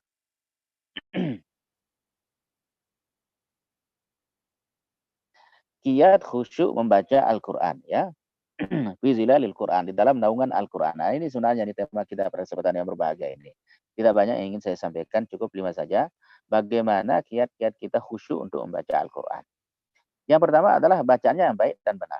Artinya sesuai dengan kaidah tajwidnya, ya, tahsinnya. Makanya tadi disebutkan tadarus Al-Qur'an. Jadi tadarus Al-Qur'an itu bukan hanya sekedar membaca dan menyimak, ya. Maka ada yang mengartikan ya, ketika Rasulullah bertemu dengan Jibril, Rasulullah Shallallahu alaihi wasallam dibenarkan bacaannya. Apakah sesuai dengan kalam Allah Subhanahu wa taala yang berada di Lauhil Mahfuz? Apakah sesuai dengan Al-Qur'an yang Allah Subhanahu wa taala ya yang berada di Lauhil Mahfuz tersebut? Jadi disimak dia. Ada yang bilang disetor juga. Ada yang bilang juga arti dari tadarus itu adalah diperbaiki bacaannya ya. Maka bacaan yang baik dan benar itu sesuai dengan kaidah-kaidah ilmu tajwid tersebut. Maka alangkah indahnya kita ketika kita sebelum mulai membaca Al-Qur'an ya, kita perbaiki dulu tahsin kita. Kita perbaiki dulu ya tajwid kita ya, sehingga bacaan kita baik dan benar sesuai apa yang diperintahkan oleh Rasulullah Shallallahu alaihi wasallam. Kemudian yang kedua adalah memahami ayat yang kita baca. Masya Allah. Antum kalau mau khusyuk ya dalam sholat tuh caranya yang pertama itu pahami apa yang kita baca. Ya, misalnya surat Al-Fatihah. Itu kalau antum pahami apa yang ada dalam surat Al-Fatihah, artinya misalnya atau kandungannya, maka insya Allah kita akan khusyuk dalam sholat. Begitu juga ketika kita membaca ayat Al-Quran. Ya, sekarang kan fasilitasnya ada tafsir, ya, atau mungkin kita yang tidak paham bahasa Arab ya bisa membaca terjemahan Al-Quran. Karena itu semua bisa membantu kita untuk memahami ya ayat yang kita baca sehingga nanti akhirnya kita bisa khusyuk ketika kita membaca Al-Quran. Para sahabat dulu sebagaimana diceritakan, mereka itu tidak sampai 10 ayat ya ketika membaca Al-Quran. Ketika sampai 10 ayat, mereka berusaha untuk memahami apa yang dia baca. Mereka berusaha untuk mentadaburi apa yang dibaca. Ya setelah itu mereka akan mengamalkan apa yang mereka baca tersebut. Jadi sekali lagi, ketika kita memahami ayat yang kita baca, maka insya Allah itu akan membantu kekhusyuan kita ketika kita berinteraksi dengan Al-Quran. Kemudian yang ketiga adalah mengulang-ulang ayat yang dibaca. Ya, terutama ayat-ayat azab dan ayat-ayat nikmat. Masya Allah. Ya, Rasulullah Shallallahu alaihi wasallam itu pernah qiyamul lail yang dibaca itu cuma 1 ayat aja. Kalau nggak salah ayatnya itu adalah in tu'adzibhum fa innahum ibaduk. Terus selanjutnya itu diulang-ulang oleh Rasulullah Shallallahu alaihi wasallam. Ya, saking Rasulullah memahami kandungan ayat tersebut ya, seakan-akan nanti ya, Masya Allah, ada umatnya yang akan diazab oleh Allah Subhanahu wa taala. Itu aja yang diulang-ulang Rasulullah Shallallahu alaihi wasallam 1 ayat tersebut. Para salafus soleh juga dulu ya, ketika qiyamul lail itu 1 ayat aja yang mereka ulang-ulang. Karena dia tahu bagaimana makna dan kandungan ayat tersebut. Sehingga bisa menambah kekhusyuan mereka di dalam beribadah kepada Allah Subhanahu wa taala. Bahkan diceritakan ada seorang salafus soleh yang bernama Ibnu Mubarak. Ketika qiyamul lail ya, dari isya itu sampai subuh, itu cuma 1 ayat aja yang sering diulangi. Ayat apa itu? Ya, ayatnya begitu pendek. Di dalam surat-surat pendek itu. Ayat yang dibaca itu yang diulang-ulang adalah beliau ayat yang mengatakan alhaqumut takatsur. Ya. Alhaqumut takatsur. Itu aja. Diulang-ulang itu sampai menjelang subuh. Masya Allah. Direnungi apa makna daripada ayat tersebut ya. bahwa bermegah-megahan itu tidak baik. Bahwa bermegah-megahan itu mendapatkan sisa dari Allah Subhanahu wa taala. Bahwa bermegah-megahan tersebut nanti ujung-ujungnya akan masuk dalam nerakanya Allah Subhanahu wa taala. Itu ada yang diulang-ulang. Dalam qiyamul lailnya, alhaakumut takatsur, alhaakumut takatsur, alhaakumut takatsur, Masya Allah. Ya, kita juga mungkin ketika qiyamul lail bisa mengulang-ulang ayat-ayat yang berhubungan dengan azab, ya. Salah satu contohnya misalnya, ya ayyuhalladzina amanu qu anfusakum wa ahlikum nar. Masya Allah. Wahai orang-orang yang beriman, jagalah dirimu dari api neraka. Itu kita ulang-ulang aja, ya. Kita ulang-ulang aja itu. Masya Allah. Lama-kelamaan ayat itu meresap dalam hati kita, dan itu semua bisa menambahkan kekhusyuan kita ketika kita berinteraksi atau membaca Al-Quran. Begitu juga mungkin ayat-ayat berhubungan dengan nikmat dan sebagainya. Mungkin tujuannya di sini untuk menambah ya rasa syukur kita bahwa banyak sekali Allah memberikan fasilitas nikmat ya kepada kita semua. Kemudian selanjutnya ya, membaca dengan tartil. Tadi udah dibahas pada adab ya, tentang bagaimana adab kita ketika kita membaca Al-Quran. Begitu juga ketika kita mau khusyuk membaca Al-Quran, maka kita harus membacanya dengan tartil, dengan pelan-pelan. Ya, tahsinnya, tajwidnya, ya. Tentu di sini bukan hanya sekedar pelan-pelan, tapi kita berusaha untuk memahami dan mentadaburi apa yang kita baca. Kemudian kita mengamalkan apa yang kita baca tersebut. Kemudian yang terakhir, usahakan membaca dengan jahar atau keras sesuai dengan situasi dan kondisinya ya. Kalau memang suasananya ya bisa memungkinkan kita membacanya dengan jahar dan keras ya, mungkin kita bisa membacanya dengan jahar dan keras ya. Salah satu hikmah kenapa kita disuruh untuk membacanya dengan jahar dan keras ya, supaya nanti kalau ada orang yang mendengarkan ya, kita membaca Al-Qur'an dia juga berpahala. Tapi kalau seandainya kita membacanya dengan ya dengan tidak keras ya, mungkin kita aja yang mendengarkan bacaan kita tersebut. Maka salah satu fungsinya membacanya dengan jahar, keras itu orang yang mendengarkan juga berpahala ya. Apabila engkau membaca Al-Qur'an, fastami'u lahu, maka dengarlah dia, wa ansitu ya, dan diamlah. Ya, ujungnya ayat itu mengatakan la'allakum supaya kita mendapatkan keberkahan ya dari Allah Subhanahu wa taala. Jadi lihat konteksnya sesuai situasi dan kondisinya. Sesuai situasi dan kondisinya. Kalau memungkinkan kita baca dengan jahar keras, silakan baca dengan jahar. Tetapi kalau memang situasinya tidak memungkinkan seperti itu, ya mungkin hanya kitalah yang mendengarkan bacaan kita. Ya demikianlah ya tausiah singkat yang bisa saya sampaikan pada kesempatan yang berbahagia ini. Mungkin terakhir perlu saya sampaikan kepada kita semua ya, sebentar lagi kita akan mengakhiri bulan Ramadan ini.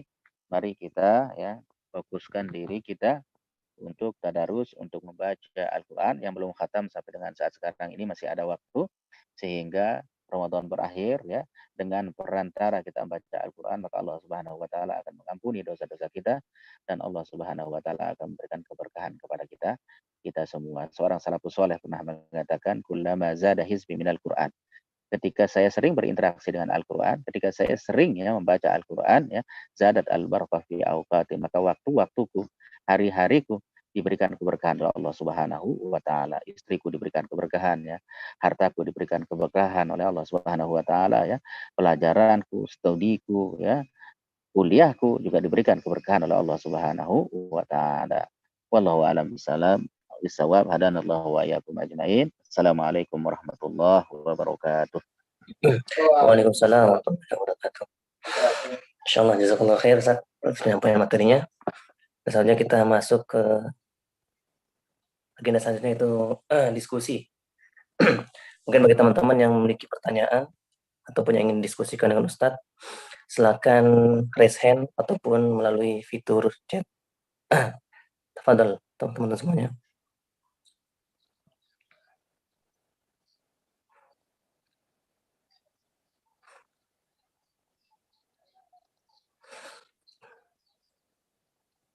Oke, ada satu. Untuk sesi pertama mungkin 3 orang ya. Teman-teman yang ingin bertanya silakan.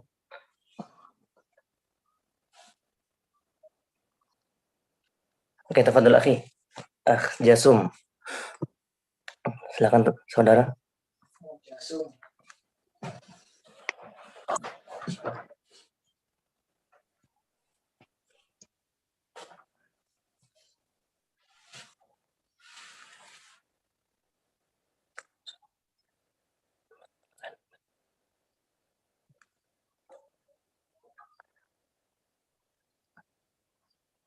Halo Jasum.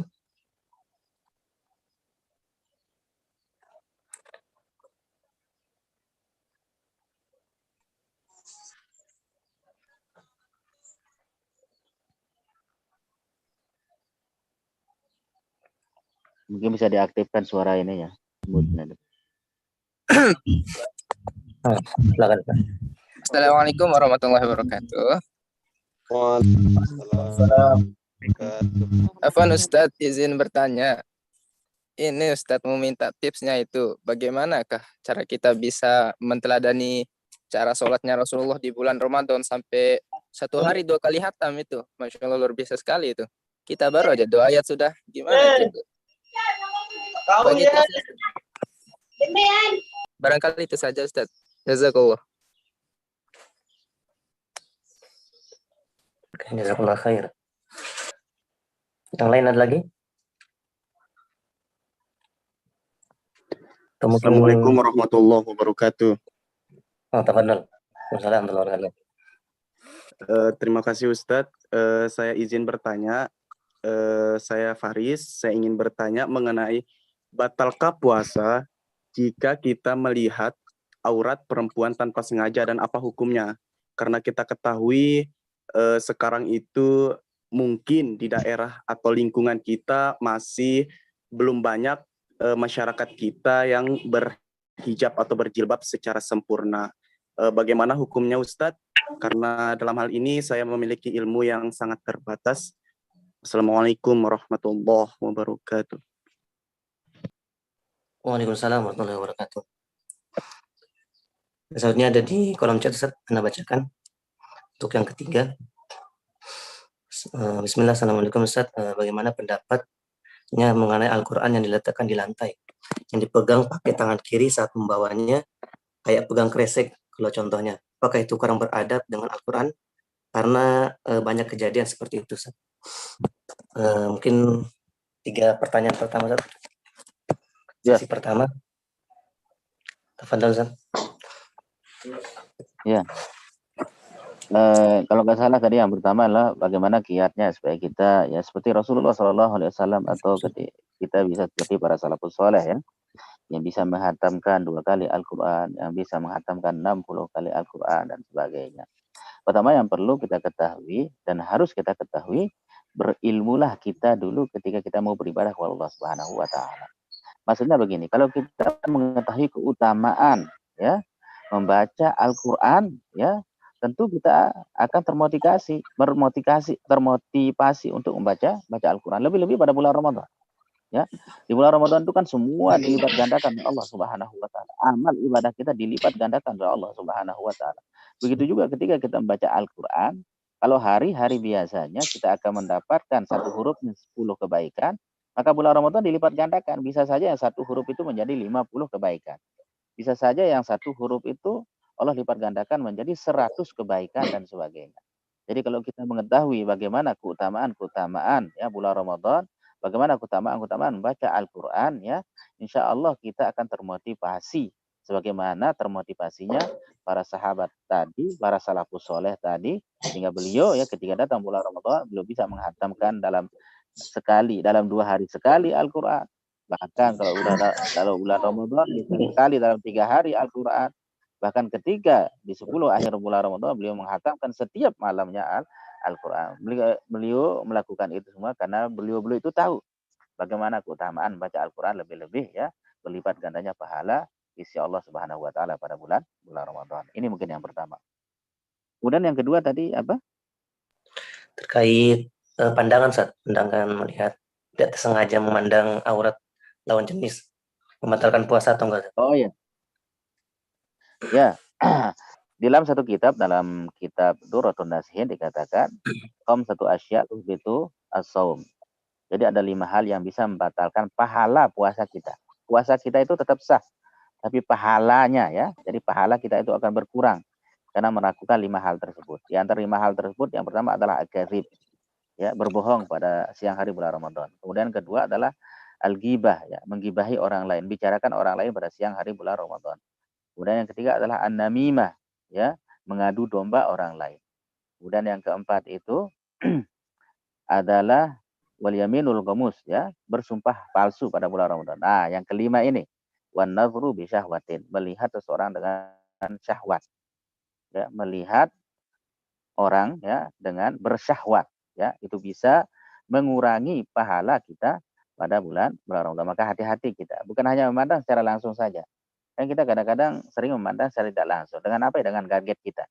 Kadang-kadang ada konten-konten yang maaf ya, misalnya ada yang porno lewat ya HP kita, di Facebook kita, atau mungkin di YouTube dan sebagainya, itu kita lihat, kita bersyahwat kemudian kita melihatnya itu, maka pahala puasa kita ya itu akan berkurang di sisi Allah Subhanahu wa taala.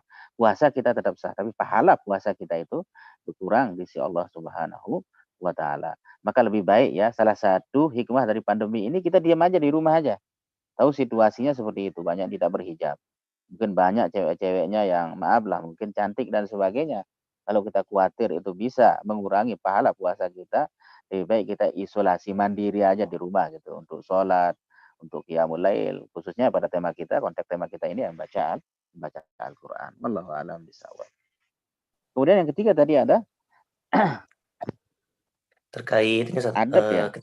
adab memegang Al-Quran, membawa Ya. Al-Quran. Mungkin ada sedikit perbedaan sama orang Arab sama orang Indonesia ya. Kalau di Indonesia itu memang sangat luar biasa adabnya ketika dia memegang Al-Quran. Pertama dipegangnya pasti dengan tangan kanan. Kalau saya di kampung itu dulu pegangnya itu dengan dua tangan, kemudian diletakkan di di dada gitu maksudnya. Atau dulu orang tua saya itu menyuruh saya kalau megang Al-Quran, bawa Al-Quran, taruh di atas kepala kita gini gitu, ya. Saking adabnya kita dengan Al-Quran. Tapi saya perhatikan di Timur Tengah ternyata tidak seberadab kita gitu. Indonesia itu kadang-kadang ya mungkin si Hidir tahu itu. Orang kalau bawa Al-Quran itu biasa saja. Ada yang pakai tangan kanan, ada yang tangan kiri. Mereka itu lebih fokusnya kepada membacanya, memahaminya, dan mentadaburi Al-Qur'annya. Ya, itu sedikit perbedaan kita sama teman-teman kita mungkin yang berada di Timur Tengah sana. Ya, jadi sekali lagi di tradisi ini harus kita jaga, terutama tradisi kita yang berada di Indonesia ya. Kita pegang Al-Qur'an ya dengan tangan kanan. Kemudian tadi kalau kita membawa Al-Qur'an taruh di dada kita itu, atau mungkin di atas kepala kita ya. Walaupun ini sebenarnya tidak ada contohnya dari Rasulullah, begitu juga tidak ada contohnya dari sahabat-sahabat Rasulullah Shallallahu Alaihi Wasallam. Tapi kita lihat adab tradisi ini baik menurut kita ya, terutama bagi kita yang berada di timur ini itu sangat baik. Maka insya Allah itu akan berpahala di sisi Allah Subhanahu Wa Taala. Sama seperti jongkok misalnya, ada orang tua yang sedang duduk kemudian kita jongkok ya. Kalau kita di Lombok kan tahbik, kalau mungkin daerah permisi dan sebagainya. Kalau di Timur Tengah itu nggak ada seperti itu ya. Antum lewat biasa-biasa saja orang udah malum gitu. Yang penting itu jangan kita menghina mereka aja. Tapi kalau di Lombok atau mungkin di daerah kita di NTB atau mungkin di daerah-daerah yang lain, ketika kita jongkok ternyata itu adalah tradisi kita. Dan saya lihat tradisi ini adalah baik, mungkin bisa kita praktekkan dan insya Allah itu berpahala. Insya Allah Subhanahu Wa Taala. Amin ya Rabbal Alamin. Wallahu a'lam bishawab. Oke, jazakallah Ustaz atas jawabannya. Gimana saudara Jasum, Haris sama Afrik? Apakah sudah terjawab?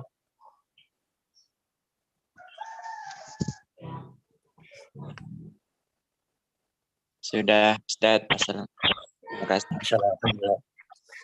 Oke, selanjutnya kita ke sesi selanjutnya untuk pertanyaan ya. Mungkin pertama kepada saudara Mukarram yang mengangkat hand.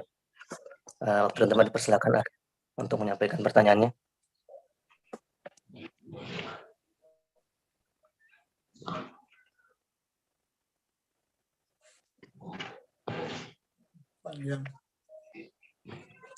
Silakan Ahi.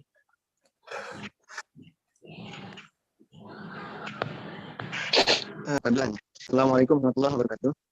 Waalaikumsalam warahmatullahi wabarakatuh. Bismillah. Kenalkan saya Abdul Mukarram dari akuntansi 2019. Saya ingin bertanya, Ustaz. Al-Quran kan yaitu diturunkan secara berangsur-angsur. Nah, pertanyaan apa? Al-Quran itu tidak disusun dengan urutan turun surahnya gitu, Ustaz. Sedangkan yang turun pertama beberapa riwayat itu kayak surat Al-Maidah dan surat Al-Baqarah. Gimana sih Ustaz? Saya kenapa gitu ya, Al-Quran itu disusun tidak secara urutan gitu, turunnya. Siap-siap. Mungkin itu aja pertanyaan. Syukran. Oke, siap Akhi. Selanjutnya kita tamu dulu Ustaz, atau mau langsung jawab Ustaz? Ya, Soalnya kita agak jawab banyak dulu. pertanyaannya Ustaz. Ya, kenapa tidak berurutan sesuai dengan ya ayat atau surat yang pertama ketika diturunkan kepada Rasulullah Shallallahu Alaihi Wasallam ya? Jawaban saya wallahu alam ya. Pertama kan ayat yang pertama turun yaitu surat Al-Alaq ayat 1 sampai dengan 5. Iqra bismi rabbikal ladzi khalaq sampai selanjutnya. Kemudian ayat yang kedua mungkin kalau nggak salah adalah surat Al-Mudaththir, kemudian selanjutnya adalah surat Al-Muzammil dan sebagainya. Tetapi tidak di urutan Al-Qur'an ya. Ternyata ayat tadi malah ditaruh di belakang, tidak sesuai dengan ya pertama, tidak sesuai dengan ya konteks pertamanya diturunkan kepada Rasulullah Shallallahu Alaihi Wasallam. Kalau kita baca Al-Quran yang pertama kan surat Al-Fatihah. Karena memang secara artinya Al-Fatihah itu artinya pembuka dia, ya. Maka lebih cocok bahwa surat yang pertama dalam Al-Quran adalah surat Al-Fatihah. Mungkin ini ijtihadnya Rasulullah Shallallahu Alaihi Wasallam dan para salafu dan sahabat dan para salafus soleh ya. Jadi sekali lagi ini mungkin ijtihadnya Rasulullah Shallallahu Alaihi Wasallam ya.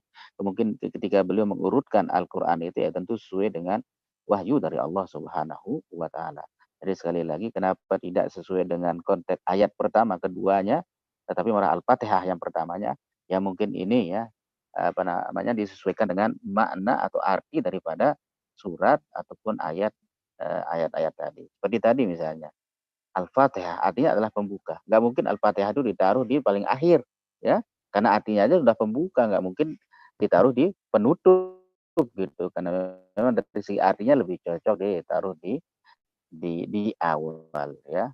Wallahu a'lam bishawab ya. Mungkin salah satunya mungkin disesuaikan dengan makna atau mungkin arti daripada ayat atau surat-surat tersebut. Maka Rasulullah Shallallahu Alaihi Wasallam menurutkan bahwa surat Al-Fatihah adalah yang pertama, kemudian Al-Baqarah adalah yang kedua, kemudian yang ketiga adalah Ali Imran, kemudian selanjutnya An-Nisa, Al-Maidah sampai selanjutnya ya. Mungkin salah satunya seperti itu. Wallahu a'lam bishawab. Kemudian selanjutnya. Oke, selanjutnya penanya kedua yang meraise hand akan saudara Aunun Nafi.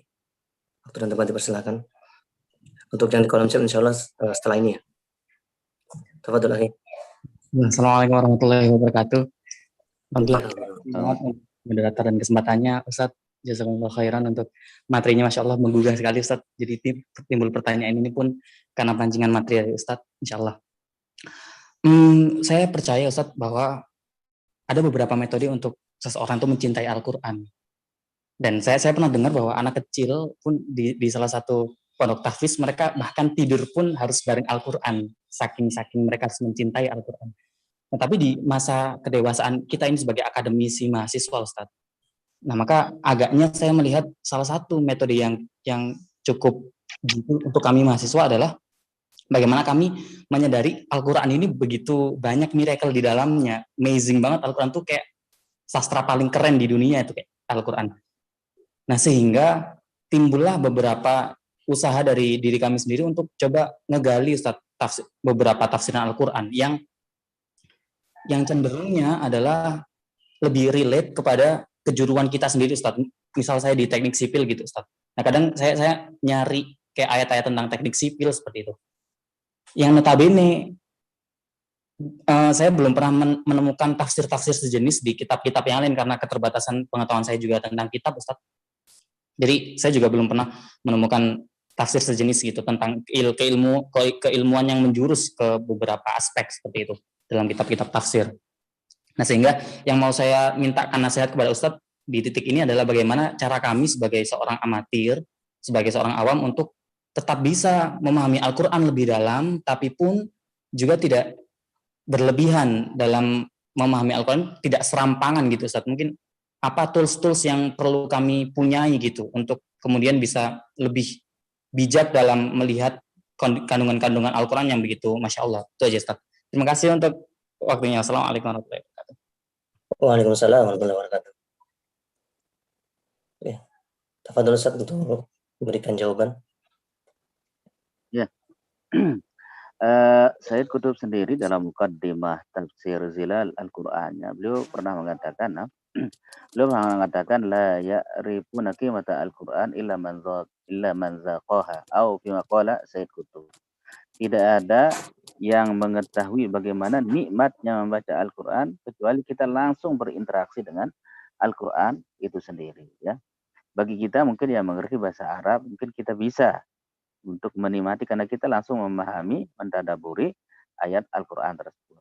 Tetapi bagi teman-teman mungkin yang jurusannya umum ya, atau mungkin fisika, atau mungkin seperti tadi apa yang disebut oleh saudara kita ini ya, bisa aja mencari-cari ayat-ayat yang berhubungan dengan itu semua. Misalnya satu ayat berhubungan dengan alam, ya, kemudian kita kaji, kita tadaburi dia, kemudian kita pahami sekaligus kita amalkan, maka insya Allah ya walaupun satu ayat itu aja kita pahami, kemudian kita tadaburi, karena memang satu ayat itu berhubungan dengan materi kita atau mungkin berhubungan dengan jurusan kita, maka insya Allah ya ayat-ayat tersebut akan memberikan dampak yang sangat luar biasa bagi kita semua ya. Jadi sesuaikan aja situasi dan kondisinya. Kalau memang kita jurusan kita apa gitu seperti tadi, ya nggak perlu kita secara fokus atau mendalami ya yang tidak ada hubungannya dengan kita. Biarlah itu nanti para ulama yang bisa lebih fokus karena memang jurusannya Al-Qur'an misalnya. Kita juga di Timur Tengah kan jurusan kita macam-macam, ada yang bahasa Arab, ada yang tafsir, ada yang fikih dan sebagainya. Saya sendiri mungkin di bahasa yang belum tentu juga bisa merasakan nikmatnya untuk memahami Al-Qur'an karena memang saya fokusnya itu bukan di sana. Tetapi mungkin teman-teman kita yang berada di tafsir atau mungkin berada dia dalam jurusan Al-Qur'an dan sebagainya, Masya Allah. Tadi satu ayat aja beliau bisa pahami, mereka bisa tadabburi sehingga menimbulkan rasa kekhusyuan ketika dia baca Al-Qur'an dan sebagainya. Jadi semampu kita aja. Ittaqullaha mastata'tum.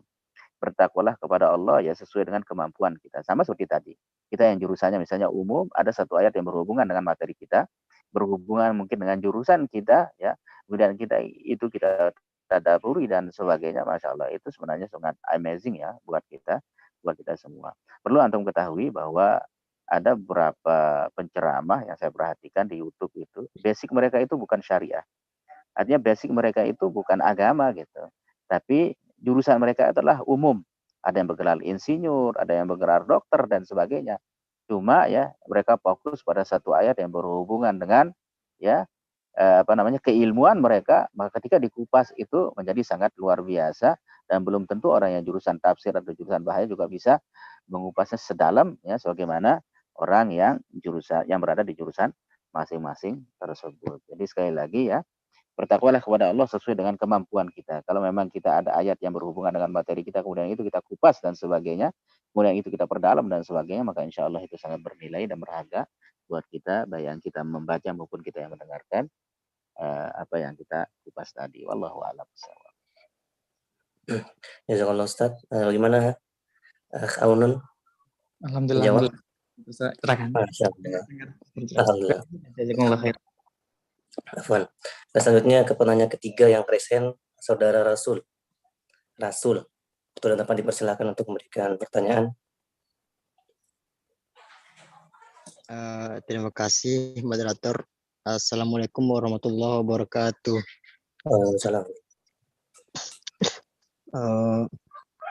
Dari tadi kan saya dengar penjelasan Ustadz tentang Al-Quran. Salah satunya di bulan Ramadan ini kan kita disunahkan ataupun diwajibkan untuk memperbanyak membaca Al-Quran gitu kan, agar mendapat pahala yang banyak gitu kan. Nah, beberapa caranya misalnya seperti tadarus dan lain sebagainya. Nah, di sini saya ingin bertanya soal kalau biasanya kan kita kalau baca Al-Quran tadarus secara berjemaah, misal di masjid ataupun di tempat-tempat yang lain itu kan, biasanya kalau kita yang agak masih belum bagus bacaannya, biasanya kan kita dibenarin sama teman-teman yang lain gitu kan. Nah, tetapi kalau kita membaca Al-Quran dengan sendiri, sedangkan kualitas bacaan kita masih terbata-bata, masih kurang gitulah, masih berkurang. Sedangkan yang sering saya dengar kata ustadz itu kan, kalau kita membaca Al-Quran, satu huruf saja yang salah berarti artinya akan salah gitu kan. Nah, misalnya kalau kita membaca sendiri dan tidak sengaja dan kita hilaf, tidak tahu yang kita baca itu salah misalnya, lalu hukumnya bagaimana ya kira-kira Ustadz?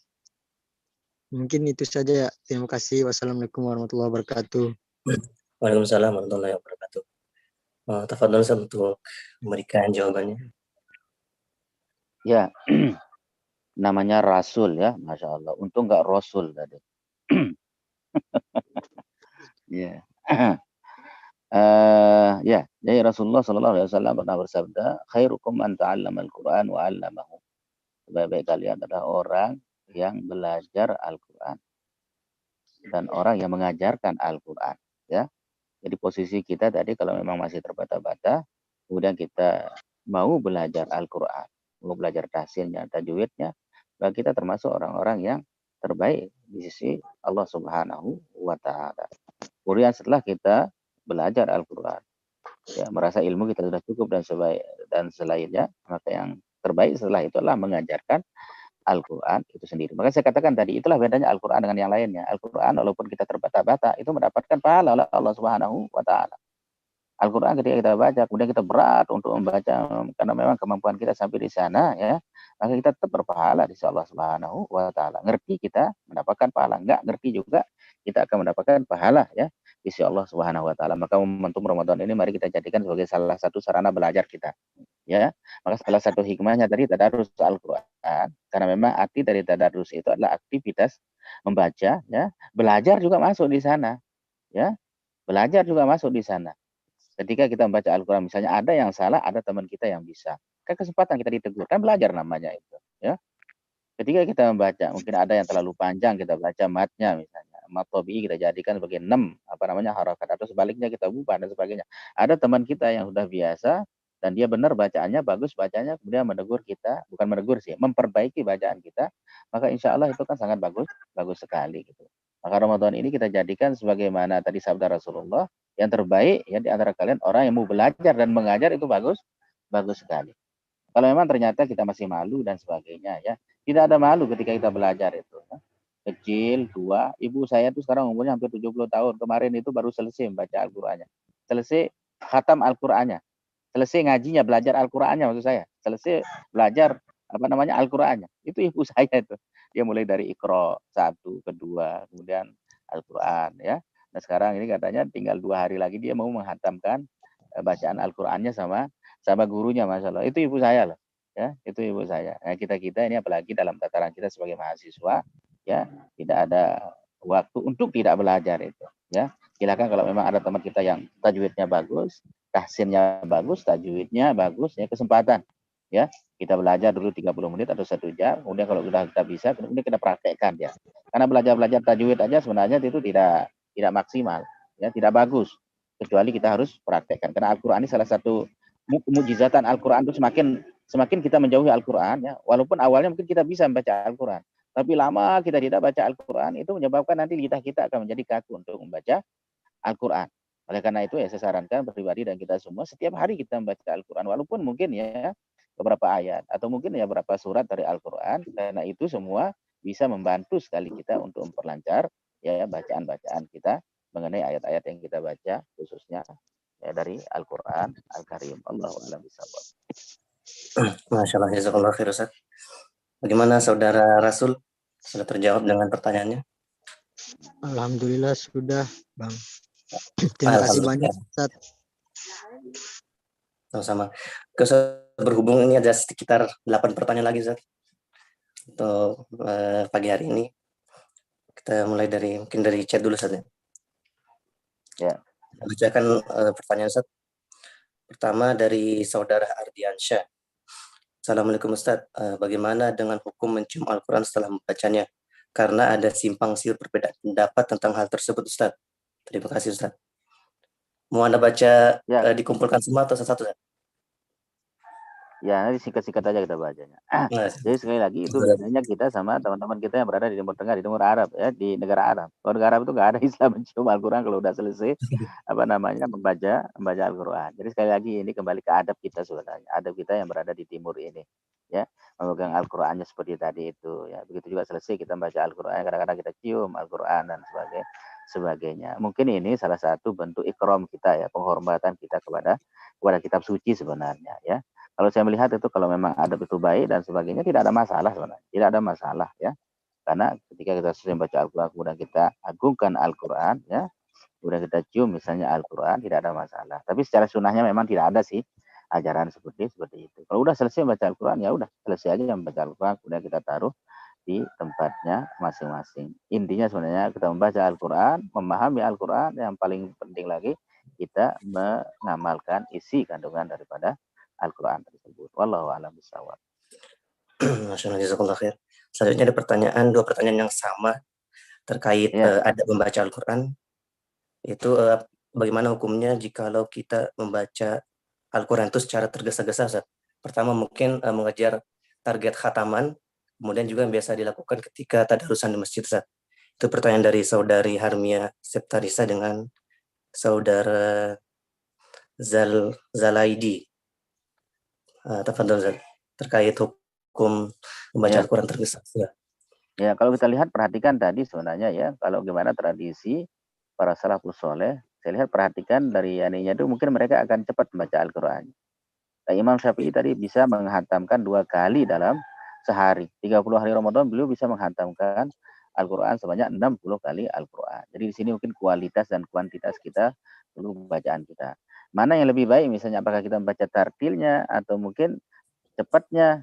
Khusus pada bulan Ramadan saya kira lebih bagus kita ini kalau kita memang ada target kita untuk bisa menghatamkan Al-Qur'an ya. Boleh cepat tapi harus disesuaikan dengan lihat tajwidnya ya. Saya sendiri ini masih belum hatam Al-Qur'an, tinggal 10 juz lagi. Makanya hari-hari ini saya kejar dia bagaimana saya misalnya semalam itu bisa membaca 5 juz Al-Qur'an. Tentu saya bacanya agak sedikit cepat ya. Kalau agak sedikit cepat dia. Sama seperti sholat tarawih misalnya. Ketika kita sholat isya kan ayatnya agak lamban kita baca.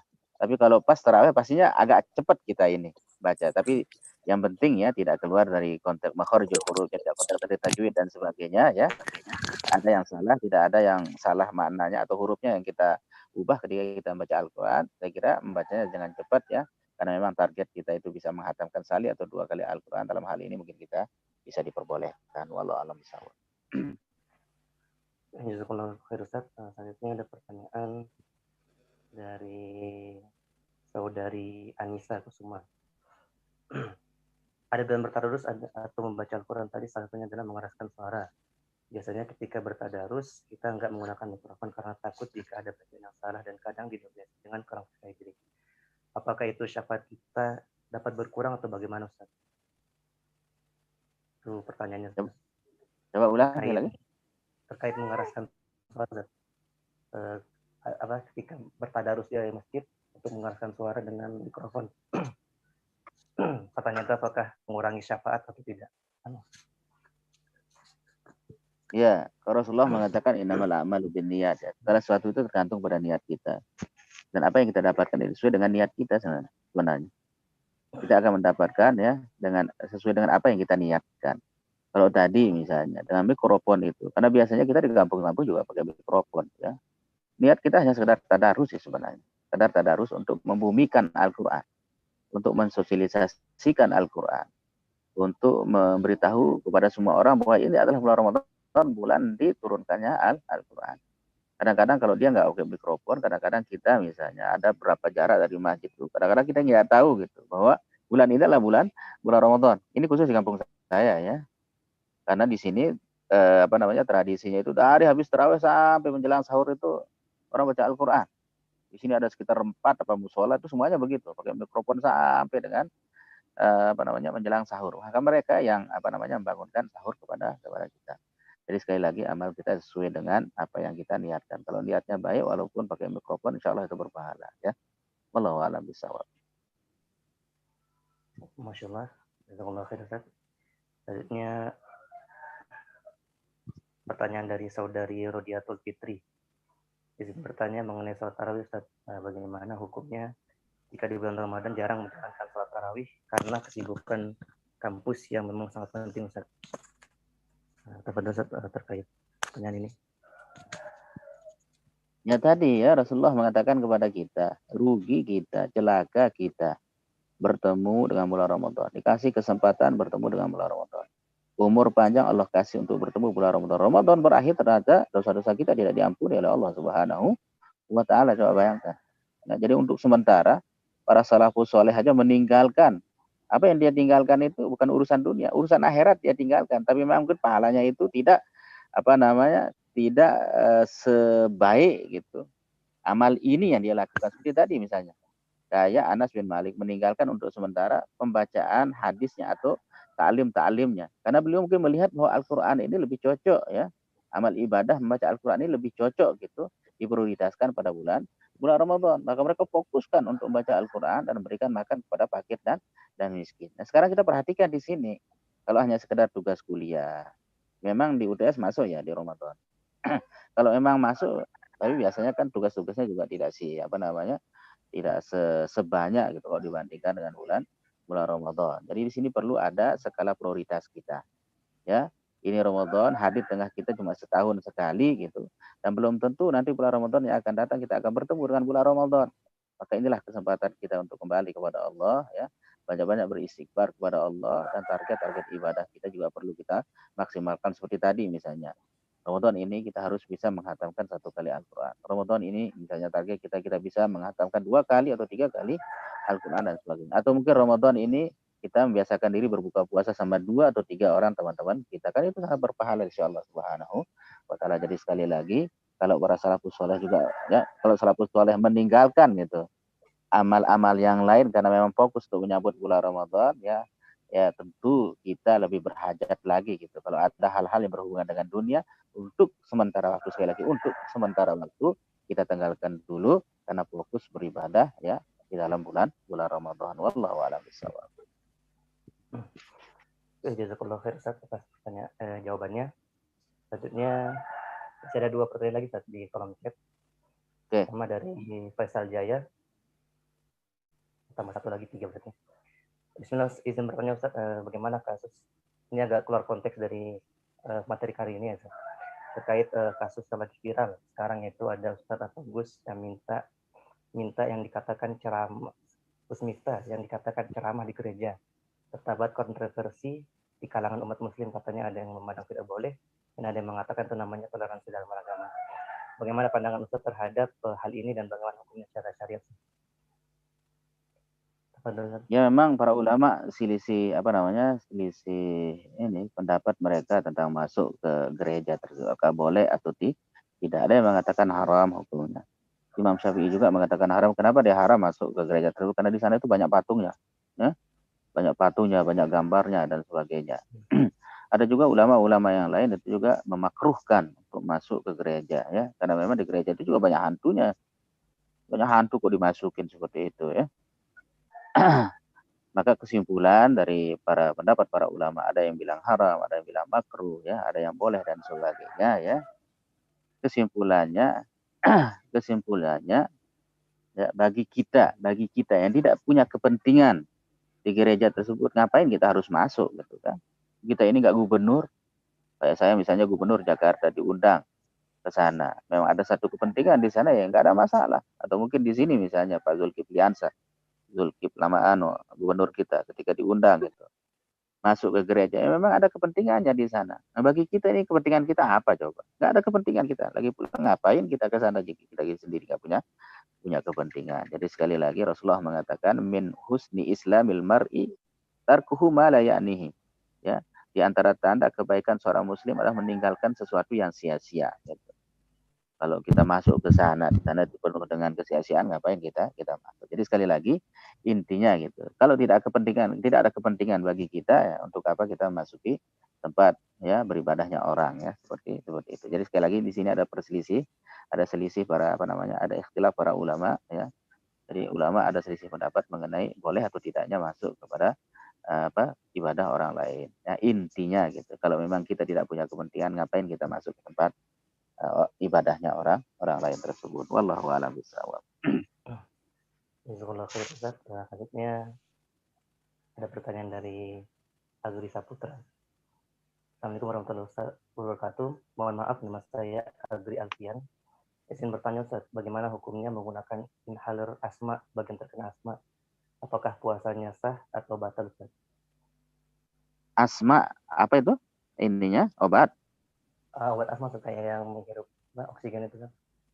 Obat buat Oh, yang lewat ini ya? Ya. Lewat hidung atau mulut salah. Ya, para ulama mengatakan hendaknya kita berhati-hati saja sih sebenarnya ya. Berhati-hati saja.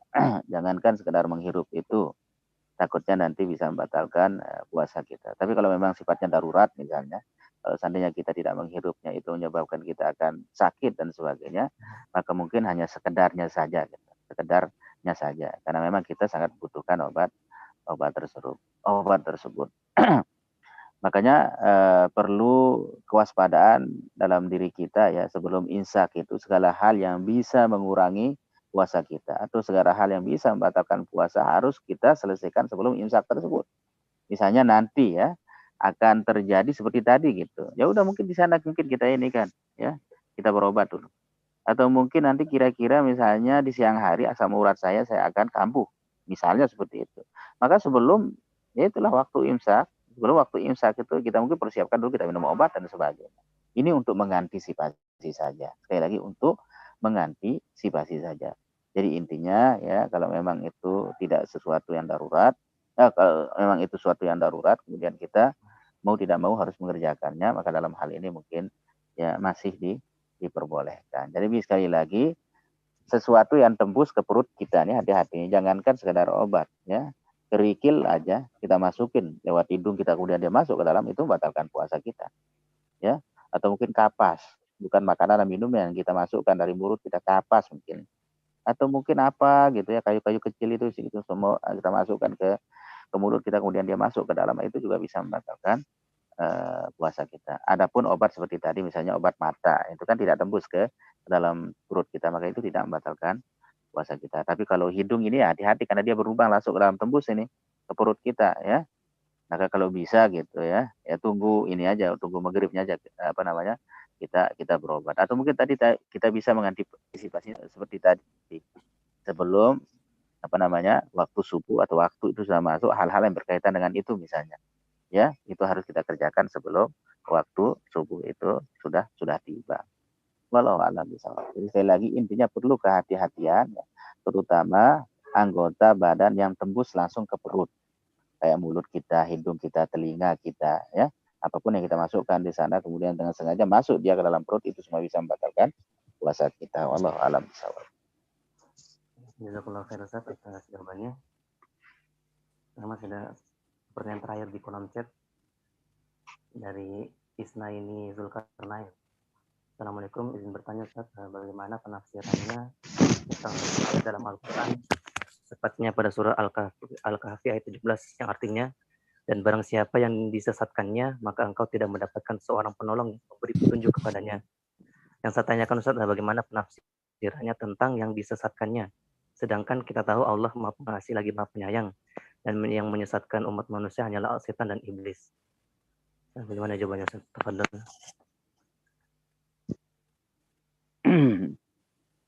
Walau alam bisawab ya, karena ini berkaitan dengan ayat dalam Al-Quran, maka kita diperlukan bagi kita ya untuk membuka tafsir ya ayat yang berhubungan dengan ayat yang ditanyakan tadi ya. Walau alam ya, bagaimana tafsir yang lebih lebih rinci mengenai tafsir dari ayat yang dibaca tadi. Maka insya Allah ya pada waktu-waktu lain coba nanti kita buka tafsir ya ayat tersebut supaya lebih jelas penjelasannya. Takutnya kalau saya jawab pada saat sekarang ini ternyata jawaban saya tidak sesuai dengan jawabannya para ulama yang ada dalam tafsir tadi, takutnya nanti bisa salah dan sebagainya. Wallahu a'lam bishawab. Imam Malik kalau nggak salah pernah ditanya sekitar 42 pertanyaan. Beliau hanya bisa jawab 2 pertanyaan. 40 pertanyaan itu beliau mengatakan la adri. Saya tidak tahu. Ya, beliau melakukan ini semua. Kenapa? Takutnya beliau salah gitu di dalam menjawab pertanyaan tersebut. Kenapa? Karena ini ya tanggung jawab beliau bukan hanya di sekedar kepada manusia, bukan hanya sekedar sama orang yang bertanya, tapi ini kan tanggung jawab beliau kepada Allah Subhanahu wa taala. Wallahu a'lam bishawab. Oke, Ustaz, selanjutnya ada 2 penanya lagi, Ustaz. Di raise hand. Mungkin penanya terakhir,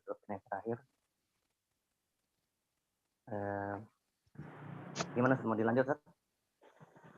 Ya, kan tinggal 2 lagi terakhir. Ya, selanjutnya pertama dari saudara Ari Kurniawan. Teman-teman dipersilakan. Ya, bismillahirrahmanirrahim. Assalamualaikum warahmatullahi wabarakatuh. Waalaikumsalam. Sebelumnya terima kasih atas kesempatan yang telah diberikan. Langsung saja mungkin Ustaz ya. Saya ingin bertanya gitu kan, di beberapa kasus tadi Ustaz mengatakan bahwa Al-Quran, bahwa yang bersentuhan langsung dengan Al-Quran itu akan menjadi mulia gitu kan. Contohnya Nabi Muhammad menjadi manusia yang begitu mulia, kemudian tempat turunnya menjadi tanah haram, kemudian dan lain sebagainya gitu. Pokoknya yang bersentuhan langsung dengan Al-Quran, maka itu akan menjadi mulia. Dan pertanyaan saya yaitu Ustaz, banyak teman-teman atau orang-orang gitu kan yang sudah nyemplung di Al-Quran, masuk bersentuhan dengan Al-Quran, tapi tidak berdampak apa-apa kepada dirinya gitu Ustaz. Bagaimana menurut pandangan Ustaz seperti itu Ustaz? Mungkin itu aja. Assalamualaikum warahmatullahi wabarakatuh. Waalaikumsalam warahmatullahi wabarakatuh. Apa dulu Ustaz? Mungkin saya jawab. Ya, tadi saya bilang bahwa salah satu adab kita ketika kita membaca Al-Quran, kita harus suci dulu. Suci zahir dan batin kita ya.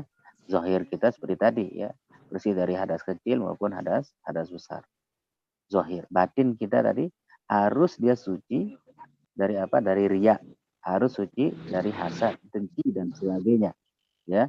Maka kalau kita maksimalkan 2 suci tersebut, zahir dan batin kita, maka insya Allah ketika kita membaca Al-Quran itu akan memberikan bekas kepada diri kita.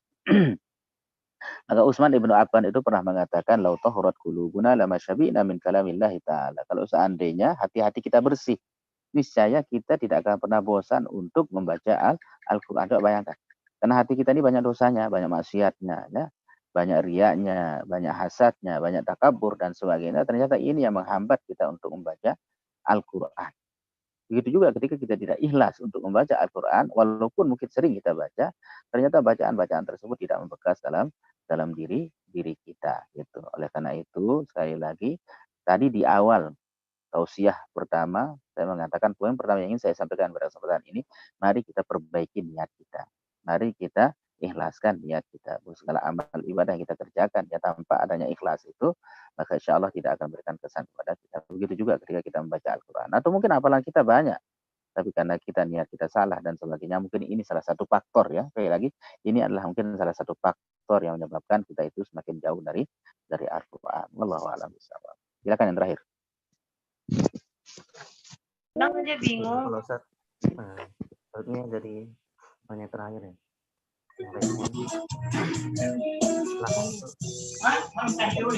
Adnan Tandai dan dapat silakan. Bismillahirrahmanirrahim.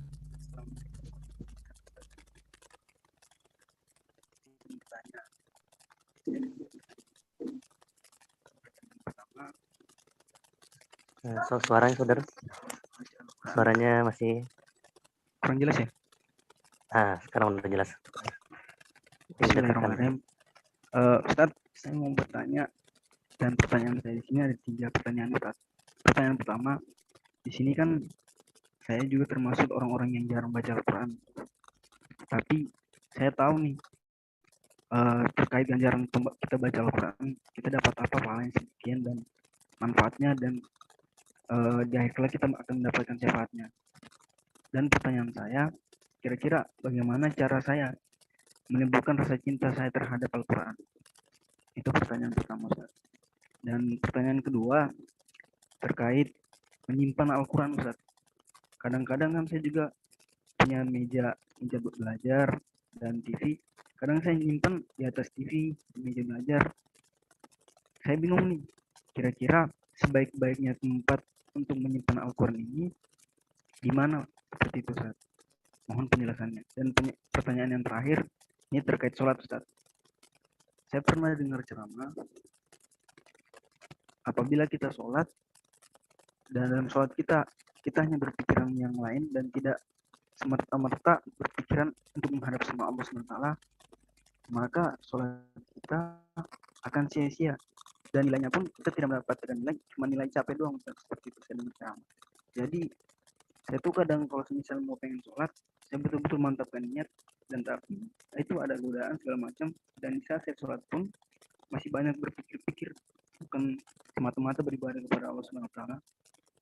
Jadi saya masih bingung, kadang saya sholat, kadang tidak, seperti itu, Ustaz.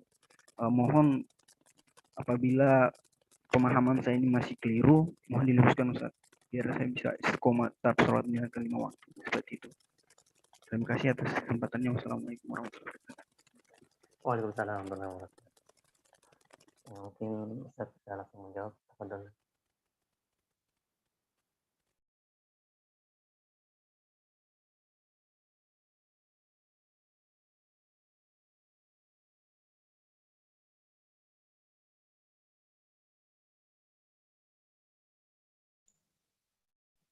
Masih di mute kayaknya tuh.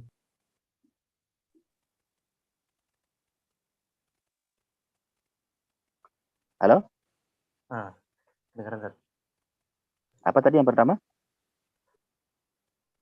Tentang ini lah, ketika baca Quran, Ustaz. Yang Ya, terus? belum. Intinya lebih kini sih, ke terbata-bata ketika baca Qurannya, Ustaz. Oh, masih terbata-bata ya? Iya, Ustaz, terkait dulu.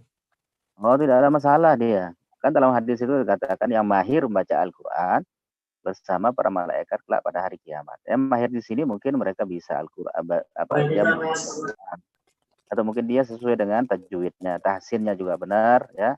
Dia memahami Al-Quran dan sebagainya, maka insya Allah kelak dia pada hari kiamat bersama para malaikat yang mulia. Adapun orang yang terbata-bata membaca Al-Quran, yang berat, ya, ketika dia membaca Al-Quran, ya. Rasulullah mengatakan lahu ajarkan 2 pahala dari Allah Subhanahu wa taala. Kenapa mendapatkan 2 pahala? Pertama, dia tetap berusaha. Terus kita dahulukan adalah qaulullah, ya, firman Allah, kemudian firman hadis, kemudian para salafus soleh dan sebagainya. Jadi sesuaikan saja. Kalau memang di lemarinya itu ada tiga tingkat, maka yang pertama itu taruhlah Al-Quran di sana. Kemudian yang kedua mungkin hadis, kemudian yang di bawah mungkin buku-buku yang lain. Ya. Kalau mungkin nggak ada tempat, ya paling Al-Quran yang paling atas gitu. Kemudian yang kedua adalah kitab-kitab hadis dan sejenisnya. Kemudian tadi yang ketiga apa? Yang ketiga terkait ini, Ustaz. Ketika sholat kita memikirkan selain Allah, Ustaz. Apakah hukum sholat tersebut sah atau bagaimana, Ustaz? Jika posisi kita mengingat selain Allah, gitu. Masih ada urusan dunia dan segala macamnya. Ya, intinya tadi kan kita tidak khusyuk ya ketika kita melaksanakan sholat. Tapi saya katakan, ya, salah satu cara atau kiat kita ketika kita mau khusyuk dalam melaksanakan sholat, yang pertama adalah kehadiran hati kita benar-benar maksimal untuk menghadap Allah Subhanahu wa taala. Kemudian yang kedua, berusaha memahami ya apa yang kita baca ketika kita melaksanakan sholat tersebut. Ya, misalnya Al-Fatihah, ya. Enggak usah yang lain-lain. Al-Fatihah itu aja kita pahami maknanya. Sekarang kan ada fasilitas untuk memahami Al-Quran, terjemahan Al-Quran dan sebagainya. Jadi itu aja kita hafal artinya, ya. Kemudian kita memahami artinya, tahu arti kandungan dalam surat Al-Fatihah itu, maka insya Allah kita lama-kelamaan kita akan menjadi khusyuk. Kalau seandainya antum belum khusyuk pada saat sekarang ini, terus saja sholat. Ya. Kenapa? Karena sholat itu merupakan kewajiban kita. Tidak boleh kita tinggal-tinggal. Wah, hari ini saya nggak khusyuk, nggak usah sholat, nggak bisa seperti itu. Ya, siapa tahu ketika kita sering melaksanakan sholat, ditambah lagi dengan sholat-sholat sunat yang lainnya misalnya, itu semua ya bisa menambah kekhusyuan kita kepada Allah Subhanahu wa taala. Dan ingat sekali lagi, jangan pernah tinggalkan sholat. Ya, yang boleh meninggalkan sholat itu hanya orang yang mati saja. Jangan perhatikan. Orang yang mukim wajib sholat. Orang yang ya menetap wajib sholat. Orang yang sehat wajib sholat. Orang yang sakit pun wajib sholat, ya. Sesuai dengan kondisinya. Kalau seandainya dia sakit gitu, dia hanya bisa sekedar dengan tidur, ya dengan tidur dia sholat. Atau mungkin dia bisa dengan duduk dia sholat, ya. Kalau dia bisa dengan isyarat, ya dengan isyarat itu sholat. Kalau seandainya tiga-tiganya nggak bisa, ya mungkin dia sudah meninggal dunia. Jadi sekali lagi jangan pernah meninggalkan sholat, ya, karena sholat merupakan kewajiban kita sebagai seorang muslim. Kemudian yang kedua, sholat inilah yang membedakan kita antara seorang muslim dan orang kafir. Itu kata Rasulullah SAW. Jadi ketika kita melaksanakan sholat, kita adalah seorang muslim. Tapi ketika kita meninggalkannya secara sengaja, maka kita masuk dalam kategori yang kedua, itu bukan seorang muslim. Wallahu a'lam bishawab. Lebih-lebih pada bulan Ramadan. Jazakallahu khair. Jazakallahu khair kepada Ustaz Walid yang sudah menjawab semua pertanyaan dari penanya. Terima kasih juga kepada penanya ya, para teman-teman yang sudah antusias bertanya. Dan kemudian untuk teman-teman yang belum diberikan kesempatan, kami mohon maaf cukup panitia karena waktu sudah habis untuk sesi pertanyaan. Selanjutnya mungkin Ustaz ada closing statement Ustaz, untuk menutup materinya.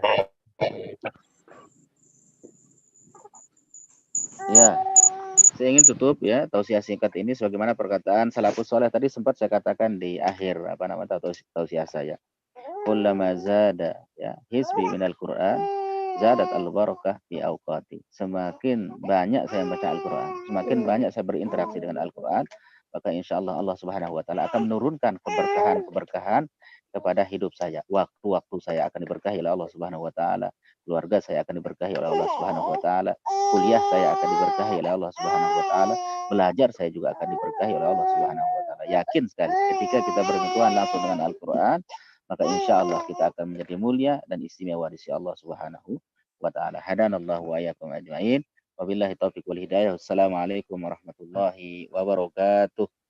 Waalaikumsalam warahmatullahi wabarakatuh. Menabsen. Oke, jazakallahu khair. Kami ucapkan kepada Ustaz yang telah Waalaikumsalam warahmatullahi wabarakatuh. Dan menjawab pertanyaannya.